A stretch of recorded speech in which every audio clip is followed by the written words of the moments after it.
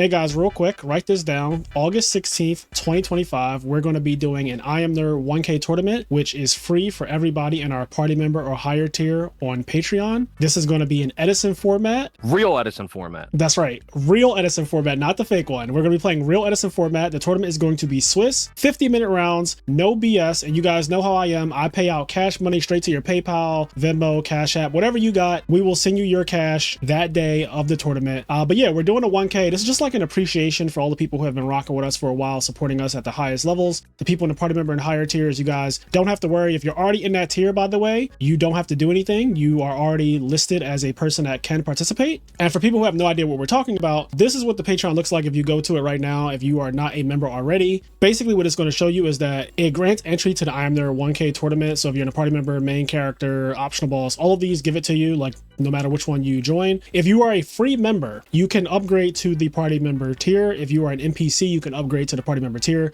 So just check out Patreon for that. It should be really simple. So yeah, it's the middle of August, the 16th. It's hot outside. Turn your AC on, drink some water, play some Yu-Gi-Oh, and make some money. There you go. And with that being said, enjoy today's video. I'm going to start off with, let's go with GBs.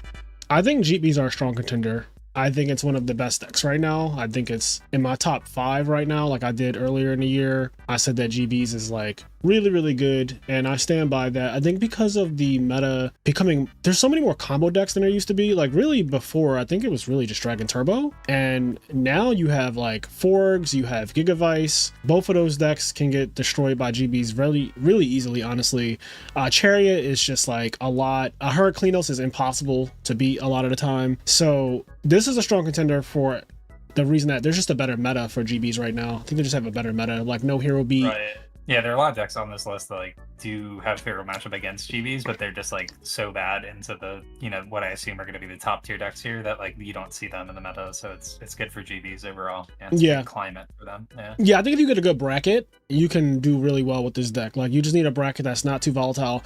Scarily enough, I think a deck like Lightsworn is something I would not want to play against if I'm playing GBs. I feel like if they mill a wolf, it could just derail the entire game for you. Like it's just so bad. We saw this recently. Even some of their guys are just naturally bigger. Like Garoth is just 1850 randomly. Jane bigger than all your Jane is huge. Like they, you know, they have Honest, which is like a big problem for you if you don't have Chariot. So yep, and then JD coming down at any point. Like JD is just JD is like probably always game. Yeah, Gardner getting milled randomly. It's just like too much. So there's just like a lot of things. Definitely like a lot of variance in that, like how things can go, and you don't really like that as GBs. So. Yeah, I think GBs definitely they're just in a really strong spot right now in Edison, and I don't see that changing because frogs have become so dominant lately. And you know, I have a lot of frog decks on here too. I actually have Dream Frogs on here separately, and then I have Frog Monarchs on here. I have Frog OTK. I have Hero Frogs. So there's like 4 frog decks, and they're going to be ranked like they're different power levels, right? So I'm actually going to rank Frog Monarchs. I think Frog Monarchs, I'm going to put it in underwhelming tier. So if you're wondering like what Frog Monarchs is, like literally it's just a frog deck that plays, you know, like a lot of Monarchs and Treeborn, and it really only does one thing per turn. Let me see if I can find... Kind of like the Icarus deck or whatever? Exactly. Yeah, like something like kind of like this, but even this is a little bit more advanced, but like this is kind of like a Frog Monarch deck, but some of them, I guess, okay, well, you guys can still see like the top of this, but this is how this deck looks. So you got Caiuses, you got Rises, you got Lads, you got a Vanity's Fiend. And my problem with all of these kind of frog decks is the same thing. They do one play per turn. They really can only do one thing per turn. So the thing that they do is very powerful. But the problem is when you stop the one thing, like you make them basically skip their turn, and if it falls behind in tempo, the deck becomes really bad, really flawed. The other thing that makes this deck kind of bad is that if it doesn't see Treeborn Frog, it is really unplayable. Right. The other frog decks have like a little bit of a fallback plan, but this one not so much. It's just like I really need to open Treeborn Frog or every game. Deal. Yeah, when you don't see said, Treeborn, it's bad. Per turn, like they're really susceptible to things like Chariot Lock, whereas like other frog decks have like more outs to like that kind of situation. So yeah, literally the Chariot Lock thing, the GBs love to play against this specific kind of deck. Like this, I remember when Edison format was first becoming like really big again, 2022, and when people thought about frog decks, they thought about decks like this. And people thought about GBs, they were like, oh, GBs just stomps this deck, like, and it does. Oh yeah, GBs against this kind of deck, GBs is great. They go like, because they, you know, even if they do open Treeborn, usually it's like a Treeborn pass kind of play, and then you just ready RE that Treeborn, and all of a sudden they can't even do their one thing they wanted to do. And it's like, you know, they're so far behind now. Yeah, this is probably GB's easiest matchup. So I think this deck is underwhelming, and I think it's underwhelming not because I think it's like a bad deck. I think it's underwhelming because you have so many other options if you're going to play the substitute broken ass card. You have so many decks that you can choose from, and they're all just better. Like blatantly, like it's not even up for debate. They're blatantly better. Right. Yeah, you're just like lowering the ceiling of your deck for kind of like no reason. Like you're just choosing to like handicap yourself a little bit. Yeah. Yeah. I don't think there's a reason to just, you know, make your tournament worse when you could just play one of the other. Every other frog deck on this tier list is going to be better than Frog Monarchs, like every single one, and by a lot in my opinion too, because they all have something extra that gives them like more of a game plan than bring back Treeborn Frog, Tribute from Monarch, and if that doesn't go through, then I just literally don't have anything else going on for myself. Okay, so next I'm going to tier Jinzo OTK. This deck I think is in the solid / sleeper category, so I like this category a lot. So decks that are just solid, like they're middle of the road, I think they're fine, they can top, right? If they win, they do kind of have to be pretty lucky. But they're like solid or sleeper decks. Like this is what this entire middle tier is for. Sleeper meaning people aren't really paying attention to the deck that much. Like they don't really think it's that real. And then they play against it, they lose, and they kind of rage, thinking that like, oh, I got sacked by this bullshit deck.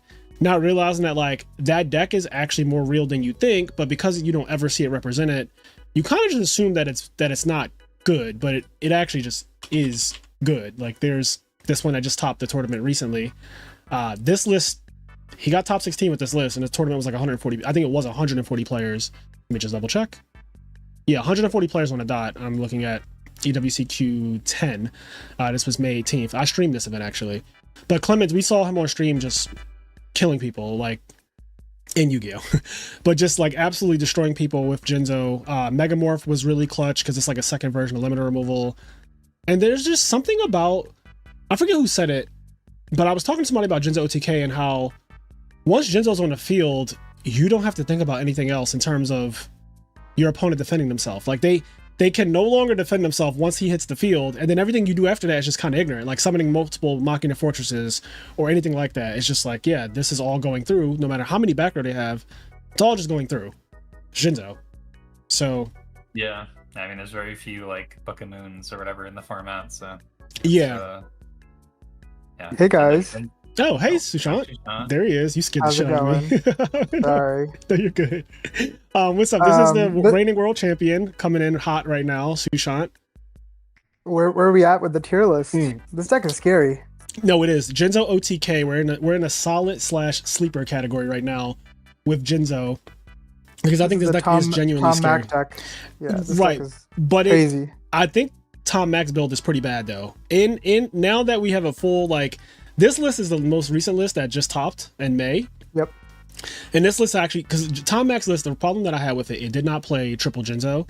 It did not play triple returner. It was it was doing like this half measure bullshit, and it wasn't playing Dark Arm, which like looking at it now, his deck just looks really bad. Like, shout out to Tom, I love you, but his deck is just bad. This version is scary. Like, yeah. This is the one that when they resolve Future Fusion, you actually feel like you lost the game that turn. If they just do something random to get Jinzo to come out and they just start summoning monsters, you're like, oh god, he has Limiter or Megamorph, because he wouldn't be doing this if he didn't have one of these cards that doubles a monster's attack. It makes like this guy becoming 5,000 is just GG. So I think I played against this deck and somebody went like Cyber Dragon, E-Telly, Black Rose. Yep. And then just proceeded to kill me right there. I didn't even think about that. That's a play. Yeah, that's blatantly in the deck, isn't it? Just Cyber Dragon, Krebens, or E-Telly, and then just like wipe the field down, play Future Fusion, and the game's over. Like, this is a Future Fusion deck, but weirdly, it can. So this is what I thought. I thought that this was just a Future Fusion jank deck, and if it doesn't draw Future Fusion, I was like, oh, this deck's kind of ass. The reality is, when you actually see it play out, it duels long enough to seem like a normal deck, and then out of nowhere, when resources get kind of low, they just do one of those like Cyber Dragon plus Brain Control plus Summon Fortress attack for game, or you know, like Cyber Dragon plus Megamorph plus Thing attack for game, or obviously activate Future Fusion at any point. It's just like GG's. They have like plays that just kill you without it needing to specifically be Future Fusion. And I think when people think about Jinzo OTK, they just think, oh, if they don't draw Future Fusion, I'm fine. But you're not just fine if they don't draw Future Fusion. Like, you can just still lose to it. The Machina engine is very, very strong in Edison format, which we're finding out. Yeah, that's what I was going to say, is that the Machina engine kind of can just, you know, carry you to some extent, even without Future. And then the games where they do draw Future, they do just have that out of, like, auto-winning the game, basically. Yeah. If that resolves, so, yeah. I have I want to talk about this deck. This is, like, a newer thing that's been happening, but this Machina Hero deck, I think, is actually just, like, really, really good. This deck recently topped an event as well. Let me see if I can find it. I don't think is it this? Oh, this is it. I got lucky. Machina Hero. So this deck has been ruining my tournaments, like, and ruining in a good way. Like, people have been winning with this deck multiple times now. First of all, this deck has a lot of strengths. One is it's almost immune to DDV.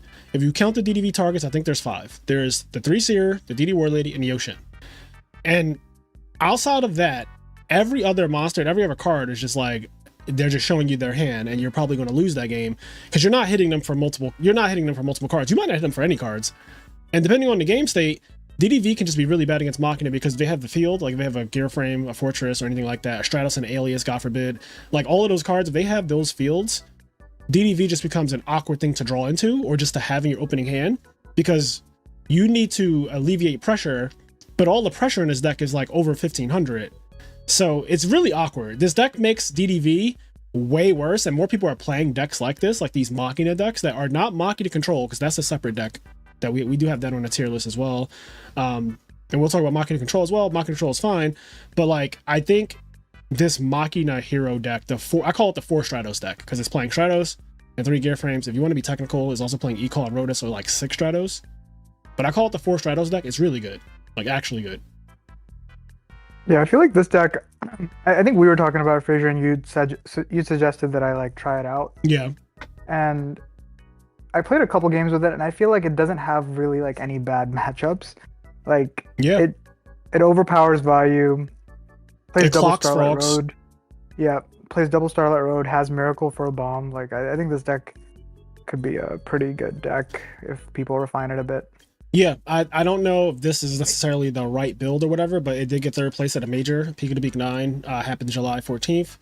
I'm looking at it, and I just think that this is a real deck that is going to take a while for people to actually hear that. They might need to see it win something. They might need to see it top more, like a couple more events. But I'm here to just kind of say the cat is out the bag. Like, I think this deck is genuinely good, and it's, especially because it's good against birds. It is like an anti-bird deck. If you really look at the way it's built, it's designed specifically, more specifically than that Blackwings. If we're gonna be like really honing in on it, I would say that Blackwings have the hardest time. Bro, it's maining double Starlight Road and double Trap Stun. Blackwings has no shot. You have to draw like good luck. Yeah. You're gonna get really caught really bad. Blackwing's gonna have to have one of those hands where they just draw Whirlwind or something to overpower you. Just like they need the Whirlwind Ignorant openings. They are not beating.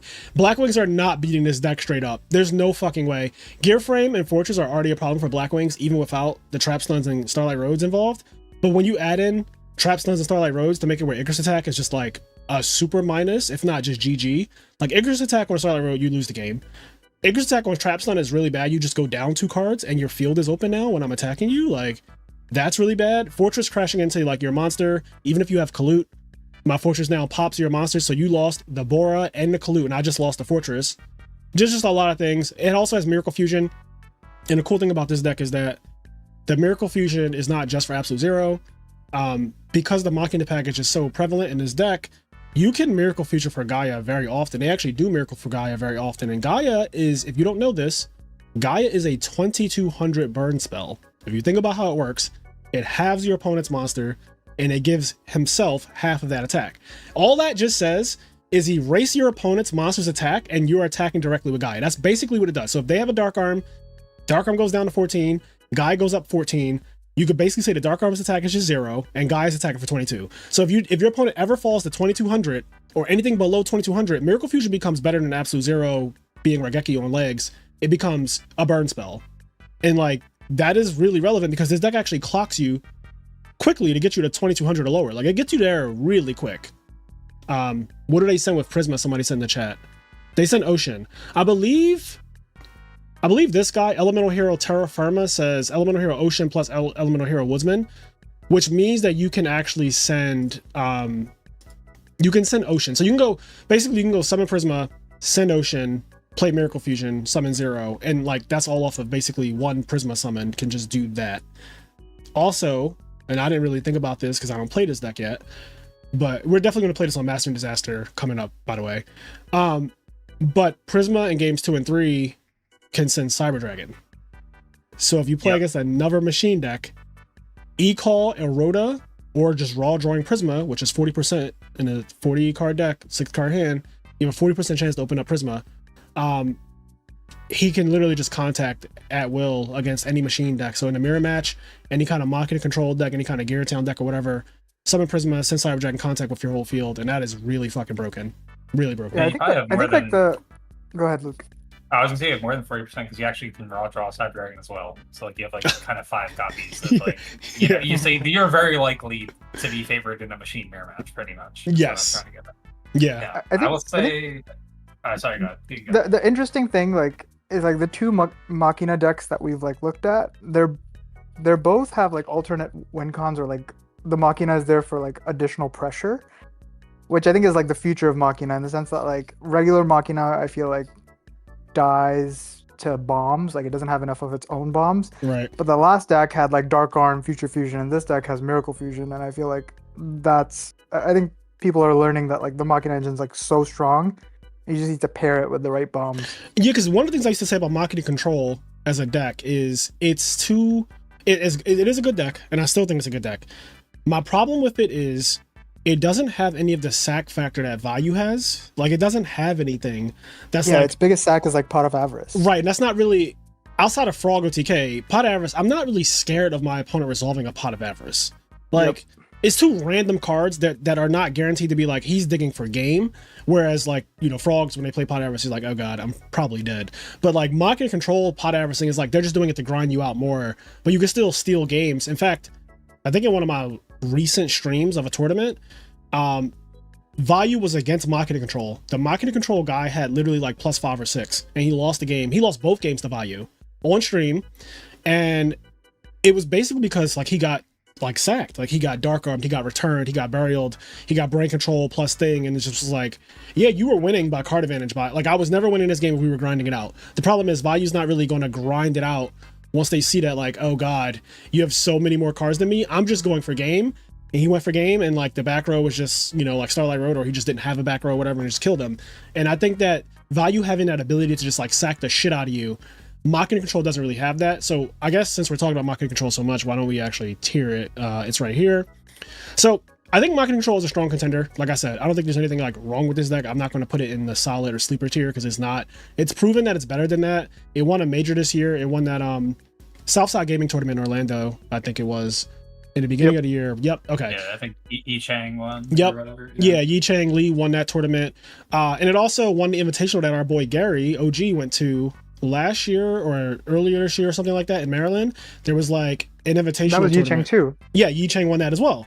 Right? So, and his build is basically the same. He plays like Machina Control with main deck DD Crows, and I think he plays like Compulses, like main deck Compulses. I don't know if we can find, let's see if we can find like a Machina Control. This is the one that we just saw. So let's see, what's this? Freya has a copy. This is QuickDraw. This has like, this is doing too much. Yeah, that's some weird stuff. Yeah, it's not. This is like a kind of a typical one, but you could take out the Cyber Valleys and just say they're DD Crows, and that's basically Yi Chang's list. Like Yi Chang plays, he plays 3 Compulse, but something like this, like triple Compulse, double Crow. I don't think he plays Cyber Valley at all, and then it just grinds you out of cards. It just Pot of Avarices you. It, like if you summon any synchros, any extra monsters at all, you get compulsed on them, you get deprisoned on them. So your arm wings are like really not getting to the grave. They're not getting to the vanish pile either, where they could be buried at least.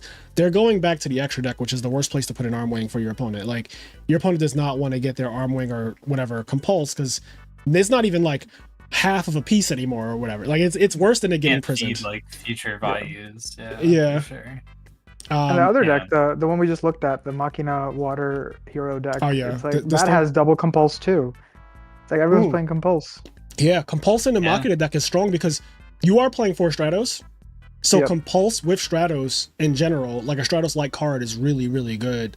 Also, gear frame, Fortress is like weak to literally every single trap in the format. I say this all the time. It's one of the only like big issues with Fortress.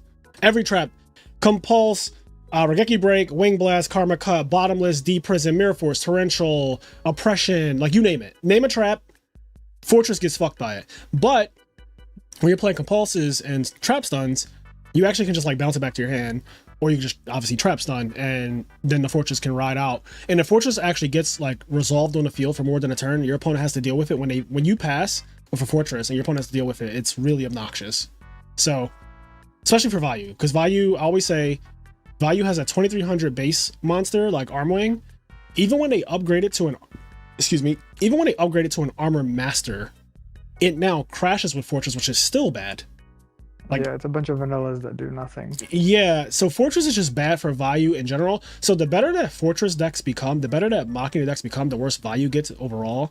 Because Vayu does struggle with like Machina-like decks. I'm not saying that it can't beat them, because you can, but it definitely is a matchup that is like annoying, because their boss monster, Machina Fortress, which is highly searchable, highly just resilient, their boss monster is super annoying for Vayu to deal with, because your boss monster, which is just vanilla monsters, don't deal with it. Like, it's just, it's just an obnoxious matchup. All right, next I'm going to talk about, let's see, I want to talk about dragons. I actually think dragons are also in this tier too, but I'm going to put them here for a second because I think that they are a sleeper deck. Dragons just went undefeated in Providence for 8 or 9 rounds. I think it was 8 rounds. I wasn't at Providence. But YCS Providence Ultimate Time Wizard, we had him on Teach Me How to Cook, Chris Smith. He went undefeated in Swiss with this deck. This deck randomly tops throughout the format, throughout Edison's years. It's been just topping. And when I say like dragons, I'm talking about the dragon deck that plays like Hamster Echo Caius, or the new one that Chris Smith just went undefeated with, which is the Breed Dragon and Dandelions. Like, that deck is genuinely pretty good, and I don't think people really like respect it yet. I'm going to see if I can, hold on, let me see if I can pull one of these up real quick. So it's Chris Smith. I don't know if it's just gonna come up like that.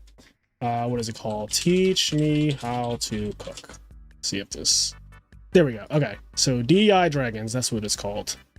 That's a funny name. Yeah, the DI Dragon deck. So let me move this down some so you guys can like see it. But I'll do theater mode. So like this deck, this is the deck I'm talking about. I'm gonna pause this, but this deck I genuinely think is a good deck. Like, and I have multiple reasons why I think that. One, Future Fusion, obviously, right? Let's get the easy thing out the way. Like, Future Fusion is just fucking broken. So that, like, we got the easy thing out the way. But then the other part that is deceptive is, I don't know if people realize that when Red Med hits the field, it is one of the most pressuring monsters in the entire format. You have to basically deal with it in one turn or lose the game. You can't just like have Red Med resolve and don't immediately out it. Yeah, that card is ridiculous. It's ridiculous, like, bro. Every turn +1, and that +1's like a 2400 or 3k beater. Or in this case, it's probably 2400. Yeah, 24, or just even what this deck usually does is summons back Red Eyes Wyverns and Prime Material, and that itself is pressure because this deck is playing Caius's. So it could be like bring back Wyvern Tribute for Caius, and like that is not okay. Bring back Prime Material, like everybody going. I mean, if you guys saw the video, we didn't lose any of the matches, and we kind of just ran over all the decks that we played against in both videos. I played this deck called Master and Disaster, me and Kenny, and then we invited Chris Smith on the channel for Teaching Me How to Cook. The deck didn't lose a single set, and I was like, I could easily see how you went undefeated, because if you play against a bunch of like Vayu and Machina and decks like that, because this deck has a bigger boss monster than Vayu and a bigger boss monster than Fortress and Machina, it just kind of runs them over. if you go red med plus prime material against Fortress, like red med attack over Fortress. Yeah, Prime Tail is a hell of a card for sure. Yeah. You can even bring back debris and do like synchro tricks, depending on what you got going on. Like maybe raw true dandelion, just bring back debris with red med, summon dandelion. Boom. That's true. One of the things he also can do, and I didn't even think about this till I had him on the channel, is you go into Trident Dragon. Prime material plus debris dragon is Trident Dragon. So. Oh yeah, there you go. Yeah, you could just literally that's what 9,000 damage. Not counting even, like, anything else. Debris and call is Trident Dragon too. Like yes, debris. Yeah, basically yes. This deck can Trident Dragon you, which is just game in like every language. Also hello from Philadelphia. He said hello from Italy pizza. Yeah, Iron Chain Dragon. Like I'm looking at the chat now. Iron Chain Dragon Compulse. Like this deck is playing Karma Cut in the main deck, which also was a good meta call for Chris to go undefeated in the Swiss rounds of that tournament, because Karma Cut is just getting better and better. Like obviously there's a lot of frog decks. Unidentified, thank you for the sub. There's a lot of frog decks, but there's also like Karma Cut's just like good against a lot of decks anyway. The only issue I have with Karma Cut is that it can't target back row, and there are games where you 100% want to target back row specifically. Luca Danelli, thank you for the sub as well. But also let me change this real quick so that way those sounds are coming out of my headphones and not my computer. But yeah, I think this deck is real. I don't think enough people have played it leading up to this point. So a lot of these decks, like representation is one thing where they don't really get representation like that. So people kind of think that they're not that good. And then people think that like Vayu is so good, but what people don't realize, like Vayu has the most entrants in every tournament. Like there are more Vayu players in it's the new Blackwings. It is the new Vayu is the new Blackwing. So like people see like Vayu top or won a tournament, they're like, oh, like Vayu best deck or like Vayu really good. I'm like, yeah, but Vayu literally has 4 times as many frog entrants, like twice as many Blackwing entrants, 20 times as many Machina entrants, 100 times as many fucking dragon entrants, like 3 times as many GB entrants. It's like, yeah, like if you have fucking 40 people out of 120 playing playing Vayu, the it's odds like, are just on your side. Yeah. And by the way, like the players who travel to events and consistently top and stuff, like the quote unquote good players, they disproportionately play Vayu or frogs. Yep, and that's so true. It's like, of course it's gonna top. Like you have good players playing a good deck that is like overly represented. Yes, like representation definitely factors into a lot of this. I think this deck, if more people play this deck, I think that this is another deck that will give Vayu hell. Like this deck gives Vayu hell. You just don't want to deal with red med and prime material. Vayu barely can deal with Stardust Dragon. Like in the mirror match, when somebody makes Stardust Dragon in a Vayu mirror match, because I watch a lot of Vayu duels. Yeah, you just lose. You just gotta lose the game. Like you just the deck just falls apart like randomly from a Stardust Dragon. This deck makes Stardust Dragon, it's playing Debris Dragon and Dandelion. It makes Stardust Dragon like it's nobody's business. Like it just does that. So yep, and like Vayu, you're probably like using your bottomless and deep prisons on the red med, and then a Drago can just end the game. It's like, oh, okay, now I have no way of dealing with a 1900 guy. Oh, that's right. It also happens to play Drago, which randomly can just cut off your deck. You just randomly get cut off in the middle of a duel. Like out of nowhere, you're like, oh, I have a good crackback. And then they go summon that guy, and you're like, oh, well, now I don't do anything. I don't have a crackback at all. Yeah. I also like that this deck can use the second effect of Black Rose. Like if you've like already nuked the board, right? Your red med can revive Black Rose and then maybe like turn a guy to attack mode, make it 0, whatever, push for a game that way. It's kind of a cool little and it has option available to it. It has Dark Arm and Chaos Sorcerer. So it has plenty of extenders, like broken extenders, of course. Plague Spreader Zombie to go with like the prime materials. So you go like Synchro, Plague Spreader to go with the Sorcerer and the Caius. Somebody said no bottomless in main. And you guys know the rant I went on recently about like, I think bottomless is fucking terrible. And here you go with a deck going undefeated at a major tournament with no bottomless in the main deck, because I do think that bottomless is a better side deck card than a main deck card. I don't care if you believe me or not, but I'm just telling you facts. Like bottomless is not that good. And I think that you should just side it against the decks where it's good against. This person clearly knew that, like Chris Smith clearly knew that, and he cooked. Like he literally cooked. Like I have not gone undefeated at an Ultimate Timeless yet. That is not something I've done yet. It's very, very hard to do that. It's very hard to go 8 rounds without losing to anyone. It's very difficult. This deck did it, so kudos to him. And I think this deck is very real. But yeah, so I have it in the sleeper tier. I actually think that it's a strong contender, like in all seriousness.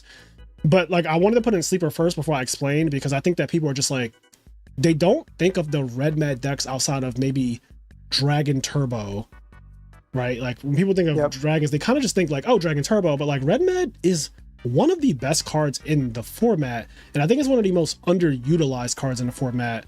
Every time I get somebody summons Red Med on me, I'm nervous that I need to out it right now. I'm so nervous. Also, like, what do you side against that deck? Like, if you're a top deck, like, what are you siding? Like, there's no floodgate that completely wrecks it. Yeah, I genuinely don't know, because it's not like it's some DDV mess, right? Like, it's not some deck that just gets like OD'd on by DDV. It doesn't get OD'd on by oppression. It's playing fucking triple Raikou and all that. Like, it's playing Lila. So it has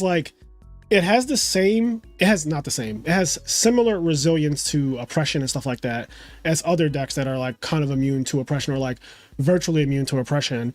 I don't know. It has a really strong side deck. You're right. I think that is something that I didn't even realize is like a hidden strength. So it's not, what do you side against it?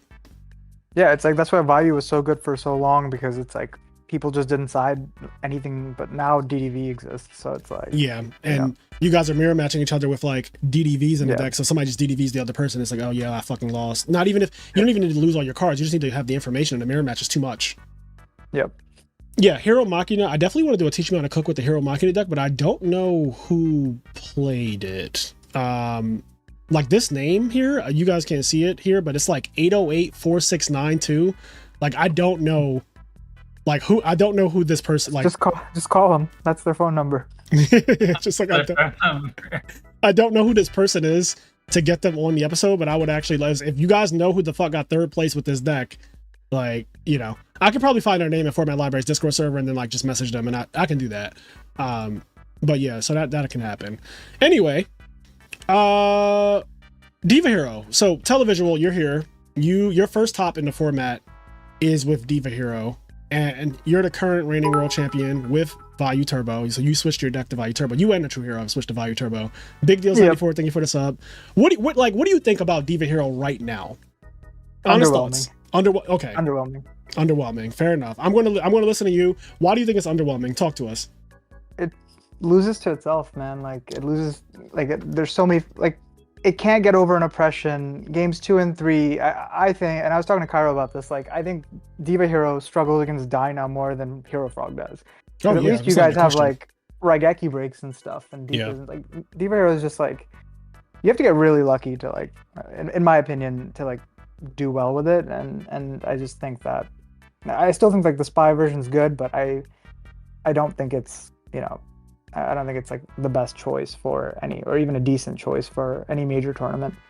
Yeah, just loses to itself. Draw Gilman, draw double Mally. Yeah, the format's pretty fast. Like you can't Gold Sark and wait 2 turns sometimes. It's just, yeah, I feel like that's a thing too, where nowadays Gold Sarking and waiting, because you don't play Raikous and Hamsters to stall out those 2 turns like the Dragon deck we just looked at plays like Raikous and stuff, and it just has its own aggression. Like it's fucking dragons. They could just go summon Debris Dragon, summon Red Med, and all of a sudden you're like, damn, he's getting those 2 turns now. And like the meta has shifted so much in the, like, because of DDV and you know, obviously Dust Shoot was always there. It's like decks like Diva Hero, a lot of their strength is like your opponent doesn't know what you have, so they're kind of waiting for the right time to just OTK you. It's like when you play a more consistent deck like Frogs or Vayu or whatever, Blackwing, you can get DDV or Dust Shoot and like still, you know, kind of stabilize the game. I feel like with Diva Hero, it's, yeah, you might have Miracle, but like it doesn't, it's not enough. Like when they see your hand, it's too bad. Yeah, I think Diva Hero's benefit, like the one of the strengths that it does have, to kind of speak to that, is that it does end games really quick when it draws those really ignorant hands. Yep. Like I've seen Cairo literally OTK people. I saw him OTK someone who Dust Shooted him. They went first, they Dust Shooted him, and they died that turn. Jack, thank you for the sub. Like literally. At Orlando, I lost to Diva Hero round 6 or something, and I Dust Shooted the guy, and I saw that he had game. Like he like Dust Shooted it and he killed you. Yeah, it's like I had Raikou set and a Dust Shoot, and I flipped Dust Shoot in draw phase. And I saw his hand. There was no monster. It was Fufu, Miracle, Mindcon, like E-Call. Like it was the nuts. Smoking on that televisual pack. Where's that double Mally for that guy? Yeah, I was like, oh my god. Every time you test the deck, you're struggling with if that. I draw like this, god. He rolled you up. He just smoked you, King. Well, that's what I was gonna say. Is that like the Diva Hero has definitely been getting like some results still, despite it does. Like, you guys viewing it. Yeah, I know you and like a true hero kind of like are off it at this point, which like I don't blame you. Like I'm not saying you're wrong. I'm just saying like the ceiling of the deck is like so high that like it could just be like your day. It's kind of like casino-ish in that way. I guess. I honestly think a lot of it has to do with like mental too. Like you have to have fun with what you're playing, and if you're kind of like a newer Diva Hero player or you just really love the deck, like if you're having fun, then I think you're more likely to win. It's like if you're not having fun playing the deck, which I think neither of us really have that much fun playing the deck anymore, then it's like every brick is just like a nail in the coffin. This is a build I've never seen before. It's from Fonte. The builder is Fonte. He got first at PBR. These are like smaller tournaments. I think this is 27 players, so it's not like it's not a major or anything like that. But I've never seen a list that plays Fishboard. Yeah, you saw that, right? I don't know why it's not loading. I've never seen that ever, but I saw some people talking about that in the Diva Hero server.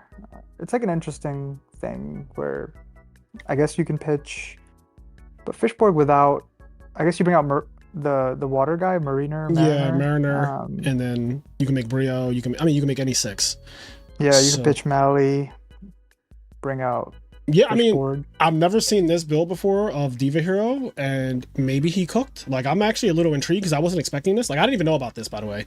I don't usually check the PBR tournaments, but like, maybe this is like a sleeper deck. I don't know. Like, maybe this kind of helps it because you can also Future Fusion send Mally plus Fishborg, which is like that. Like, that's kind of broken. Just sending those 2 cards off of Future Fusion, and maybe combos can happen, ignorant shit can happen, but also mind control. I imagine mind control, like against frogs, the mind control with the Fishborg Blaster makes it like a little bit better because you actually have like you're taking a water monster usually, like a dupe frog or something, and you might be able to like do stuff there too, could come up. But like the only way to bring out Fishborg is if you summon Diva, right? Like from the grave. The only way to do what? The only way to bring out Fishborg is if you summon Diva, so you have like a level 2 or lower water. And then you can bring it out from the grave? Right. You have to control a low-level water monster in order to even bring back Fishborg specifically from the grave, which, you are playing 3 Divas, so you do have, in the opening hand, you have 40% chance, but then, as the game goes on, it becomes higher and higher, and you draw into a Diva eventually. But you are right. I guess you do need to do that. You can Colossal Armory Arm, like if you go Diva, get Gilman, pitch Mally, bring back Fishborg, that's Colossal Armory Arm. Is it really? Yeah, because Gilman with Fishborg should be Armory Arm, and then Diva and Mally's Colossal. So maybe that's what they're doing. That's huge.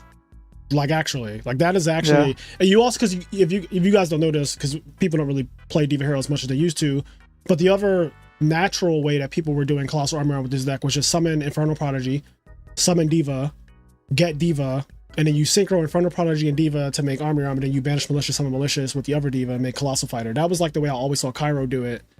So this deck can do that, and it can do the one that Sushant just brought up, which is like Diva, Gilman, Fishborg, dead, like with Malicious, of course. So that he's bottomless at the main though. That's all I'm saying. Yeah. Well, it's gonna be a while before people accept. But yeah, this is. I mean, there's other Diva Hero lists. Like, let's see this one. This one is from EWCQ 20. No, this is from Worlds last year. Yeah, ShamWow got top 8. Yep, this is from top 8 of Worlds. He got 5th place. ShamWow, and this is more like your list, Televisual, the spy list. Yep, same main deck. Oh shit, really? Yeah. He loves this deck. I honestly think this deck is like more of his deck now because he's like top multiple things with it. Yeah, you kind of gave it up. Like you wanted to win the tournament. He wanted to get 5th. Yeah, so it's your ShamWow. We can call it the ShamWow 40. Not as your ShamWow after you've used it up and you just discarded it. You can have it. Sloppy seconds for ShamWow. Not the Sham shit 40. All right, so how do we feel about? Okay, let's put something in Cheeks. 6 Samurais obviously is just not good in Edison format. Like, it's cute. It actually has a top like a while ago. It's almost probably like 2 years ago. It's just not a good deck though. Like, if we're being objective, if we're not just missing too many cards. You're just trying to force it. If you're playing this deck, I feel like in 2025, like 6 Samurais, you are just, I don't know, you probably want attention, I guess. Like, I don't fucking know. Yeah. Try some like content shit, or like you're memeing, or like maybe you just are like a devout like 6 Sam enjoyer for some reason. I don't know, but yeah, like the format library won't even let me search up a deck list for it, so that's how you know. Yeah, it's just like that kind of we can just leave it in cheeks. We can just leave it. Just leave it in cheeks. Yeah, I don't really have much of an opinion on it because it's like I don't play against it much, and I'd quit Yu-Gi-Oh by the time 6Ms were like tier 0 or whatever, like in 2012, 2011. But yeah, 2011. It's just like every time I see 6Ms, I'm just like, feels like a worse X Sabers. Yeah, it's just not a very good deck. Do you want to transition into X Sabers? Yeah, let's talk about X Sabers. I think it's underwhelming. It has. I think it's underwhelming though. I like X Sabers in theory. You're being careful with what you're gonna say. Yeah, because like that's a pause. Not the X Saber Mafia. Yeah, I just don't think that there's a reason to play this deck in 2025. I mean, yes, if you like it, by all means, I want everybody to play what they like play what you like. But if we're talking about a pre-nationals tier list, right? So you're going into RBET next week. You're going into NAWCQ next week. You're trying to win, prizes. You're actually trying to win the tournament, make a name for yourself. I do not think you're going to have a good time trying to do it with X Sabers. You're going to have a very difficult time. Not to say you can't get it done. I've seen all kinds of miracles happen throughout the format, but like this deck just has a lot of issues. Let me see if I can log into my DB real quick. Let's see if we can do that, chat. Saying the Chicago Monthly been getting terrorized by this deck. Okay. I know. I just don't think that it is very good. It's okay, but you need to draw a cat. I feel like you need to draw Fall Troll in order to like really have a shot against the best decks. When you don't do that, it just falls apart. Yeah, I think it only wins when like it draws well and the good decks draw like explicitly pretty bad. Yeah, like I don't know. I hate shitting on it because I genuinely like this deck, but when I think of Edison format, I think that this is like Edison is before X Sabers became broken. They literally become so much more ridiculous in the next format after this. Like they get Dark Soul and all that. Boggart Knight, Dark Soul, Partial. The deck becomes literally one of the best decks in Yu-Gi-Oh! That year. Like in 2010, X Sabers is one of the best decks of 2010, but Edison format is before its time. And so it's kind of trying to like you see a kid in like pre-K trying to jam a triangle into a circle. It kind of gives me that vibe. Like you're trying to jam it in and it doesn't really fit in that shape. Like you're just like too early. That's how I feel. Yeah, exactly. Speaking of which, force it. Yeah. Where's GK at? Because we could also, I kind of feel the same way about Gravekeepers. Like I think it's an underwhelming deck. I don't think it's a sleeper or anything like that. Like I genuinely think that if you enter a tournament with Gravekeepers, even the one that I think is like kind of good, which is the Geartown one. Let me see if I can find. Or actually, I think I might have it listed under Gravekeeper, and I need to change this back to Edison. Where's his Dion Brat? He topped a major with this deck, and I played it on a channel, and it was fine. It's very fragile though.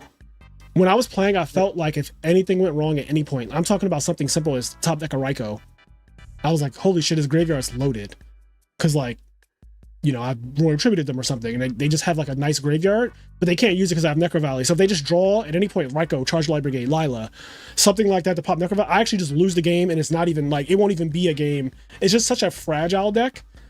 When it does its thing, it's kind of cute, but it is underwhelming because if you don't have a perfect game where nothing goes wrong, like you can't get heavy for too much, you can't get MST'd, like you don't want them to draw the one MST ever, you don't want them to like see too many Raikous because they just keep popping your fucking Necro Valley or popping your back row and making you like lose to just a Caius or something. Yeah, that's definitely the vibe I'm getting from that list. Just looking at it, like things could definitely just fall apart very quickly. Like the other thing is you draw Royal Tribute after the fact. It happens all the fucking time with this deck. Like you guys can see it in videos that I play with it. Like I'll just draw Royal Tribute after my opponent has already blued our load or just have a bunch of monsters on the field, or I'm like losing and I kind of need a real card and I just top deck Royal Tribute. It's like, yeah, there are also quite a few cards you just like don't want to draw. Like you don't want to draw Galvatron Dragon. You probably don't want to draw like too many Descendants. Really, like Psychic Commander. Yeah, like Psychic Commander. Like there's like you don't really want to draw 2 Necro Valleys at all, or like whatever. So it's like there's just a lot of like awkwardness that can occur.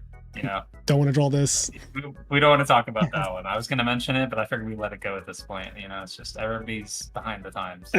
So yeah, that's how I feel about that one. Okay, Twilightsworn, because we have a lot of Sworn decks on here. We have Twilightsworn, we have Lightsworn, and we have Sworn. I actually think Twilightsworn is a strong contender. I don't even think that you guys need me to tell you this, but like over the last couple major events between Jojo Sakari and the guy who got second at YCS Houston, this deck has literally been winning prizes and like getting first and second at tournaments. It got at EWCQ that just passed. I don't know. Do I type in Twilight for this? Like, do they recognize Twilight as a deck? I think it's Lightsworn. It's just like, okay, that's what I was wondering. Yeah. Like, how does Format Library categorize Jojo Sakari's deck? But I might have it in here actually. Let's see, Twilight. Oh, here we go. Twilight. I don't know if this is his build. This is a build. This is not necessarily JoJo's build, but this is Twilightsworn, and this deck is just really, really strong. Like, it's one of the scariest decks in the format. In fact, I think that this is a bad example of it because JoJo's build is strictly better than this. This one that I'm looking at on the screen doesn't have key cards in it. Like, it sides into Vayu too, which is weird. Yeah, that's like an Also, old. Yeah, this organization of how the deck is organized just is getting me right now. It's not loading up. Format Library is just Slow right now. For everything that Format Library is. Love the website, but like, it is such a mess sometimes. But in terms of like Twilightsworn, JoJo has a list that plays like Dark Armed and everything. I mean, I can just do this. Where's the? Hold on, let me pull up this. Is this the one? I have like so many. Here we go. Here, I'll message it to you. Yeah. Twilight? Do I call it Twilightsworn? Lightsworn maybe? Here we go. Okay, I just put it in the. Oh no, not YouTube trying to. Is this like? I was about to say, is this gonna be an ad? I've not seen an ad in so long. Okay, anyway, here's JoJo's list. Like, actually, and this list is really good. I think it's actually So, A True Hero and Sushant were playing each other recently, and yeah, you were like kind of cooking with this list, like, right? Like, you were just kind of cooking. Yeah, the only change I made was I swapped Cylinder for T-Roar. Right. I think this list is really good. I mean, it's a little bricky. Like, if your opponent opens good and you're kind of slow, then it's. But that's like true for so many decks. Yeah, exactly. Like, every deck bricks, and there's degrees of bricking, right? Like, Dragon Turtle Gigavice bricked so bad that like they literally can't do anything. And then you have decks that can brick like this one, where they don't brick so much, they literally pass. They can like set an Honest or something, or like, I don't know, summon a Jane and attack, stuff like that. Like, this deck's bricks is not like unplayable bricks. You can draw out of this deck's bricks too, because you can put stuff on the field to survive for a while. Or you can just get lucky and mill something. Like, summon Lila Pass, you might just mill like a wolf or a Necrogardener. Yeah, and you're like, oh, all of a sudden, like, now if the Lila dies, it's not that bad because I at least have this. So got a wolf out of it, yeah. Right. Exactly. So I think Twilightsworn is a solid contender. It's actually been performing well. So like, it genuinely is a strong contender. It almost won a major last month, like, literally. I also think like the Twilight list, like JoJo's list, takes I've played like maybe 10-15 games with it, but like I feel like it takes a little bit more skill than like regular Lightsworn. Yeah. Because you do have like different decision trees, like Reincarnation. You can go the dark route or the JD route. It's like knowing how many darks are in the deck and whatnot. Like, there's a lot more thinking I think you have to do. Yeah, no, I agree. Even when I was watching you play it, so this tournament was 140 people, and yeah, JoJo did get second. God, I don't know why I thought that I could like, let me just do this again. Yeah, the site is looking painful right now. Yeah, I'm noticing that it's certain things that are making it like worse. I just have to like avoid doing, which is kind of hard to like remember. Like, oh, don't press the back button. The back button does not work. Like, just do not press the back button on this website for some reason. Anyway, yeah, solid list, solid deck. I think Twilightsworn is genuinely like a good deck now, and I think that JoJo cooked the right list, or if not necessarily him, because I want to give credit to the guy that got second at Houston. I actually saw his list first, and he was playing Magic Cylinder in that list. Like, if I could pull up Konami's website, I don't think their website works either. Like, I'm pretty sure like Konami's blog website hasn't worked in fucking so long. I'm just gonna try it and see if I can get on. This is the guy you saw in the bathroom? Yes, the black guy I saw in the bathroom with the fro. You remember? Yeah, I like saw him and I forget, he was talking to someone else. And I said, "Oh, you topped the Ultimate Timer, congrats." And he was like, "Thank you." And I was like, "What deck are you playing?" And he was like, "I'm playing Twilight."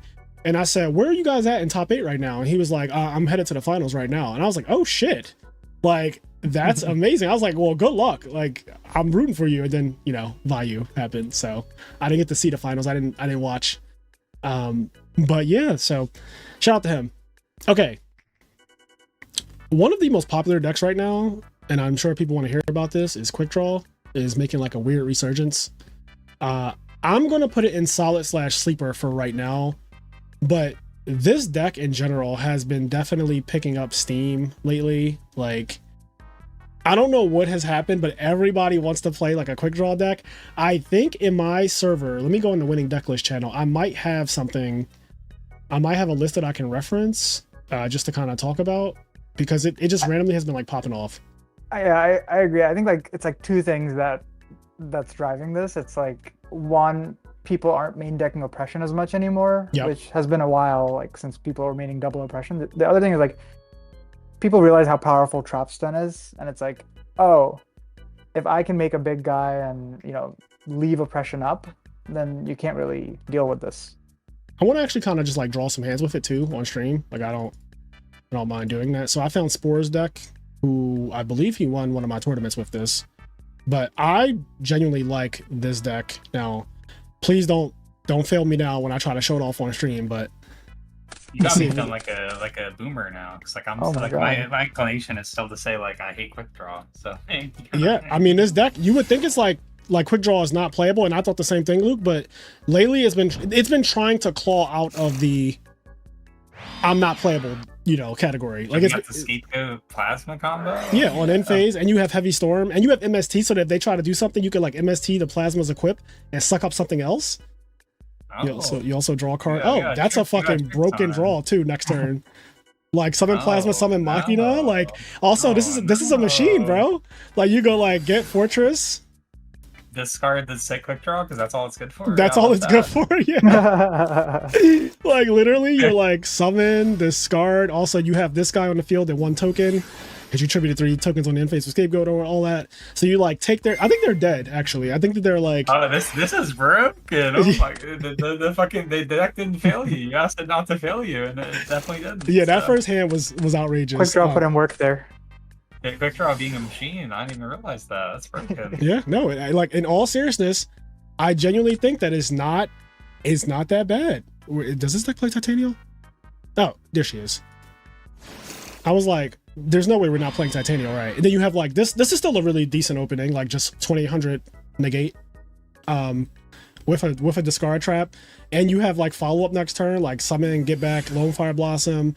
Also Cyber Valley is just like decent. Scapegoat plus Cyber Valley, Scapegoat plus Debris Dragon. Oh, it's because Scapegoat right there. Yeah. Yep, it's a good. I think it's actually like a solid deck. I do have some fears about it. Like this is kind of until that card, it would have been one of the fears is because the engines are kind of weirdly not actually. They don't have like real chemistry. You draw hands like this. Like, like Dandy Fortress, yeah, I can see that. You draw the Debris Dragon Fortress, you draw Dandy Fortress. It's like, that's a weird ass hand. Okay, but here's an auto win.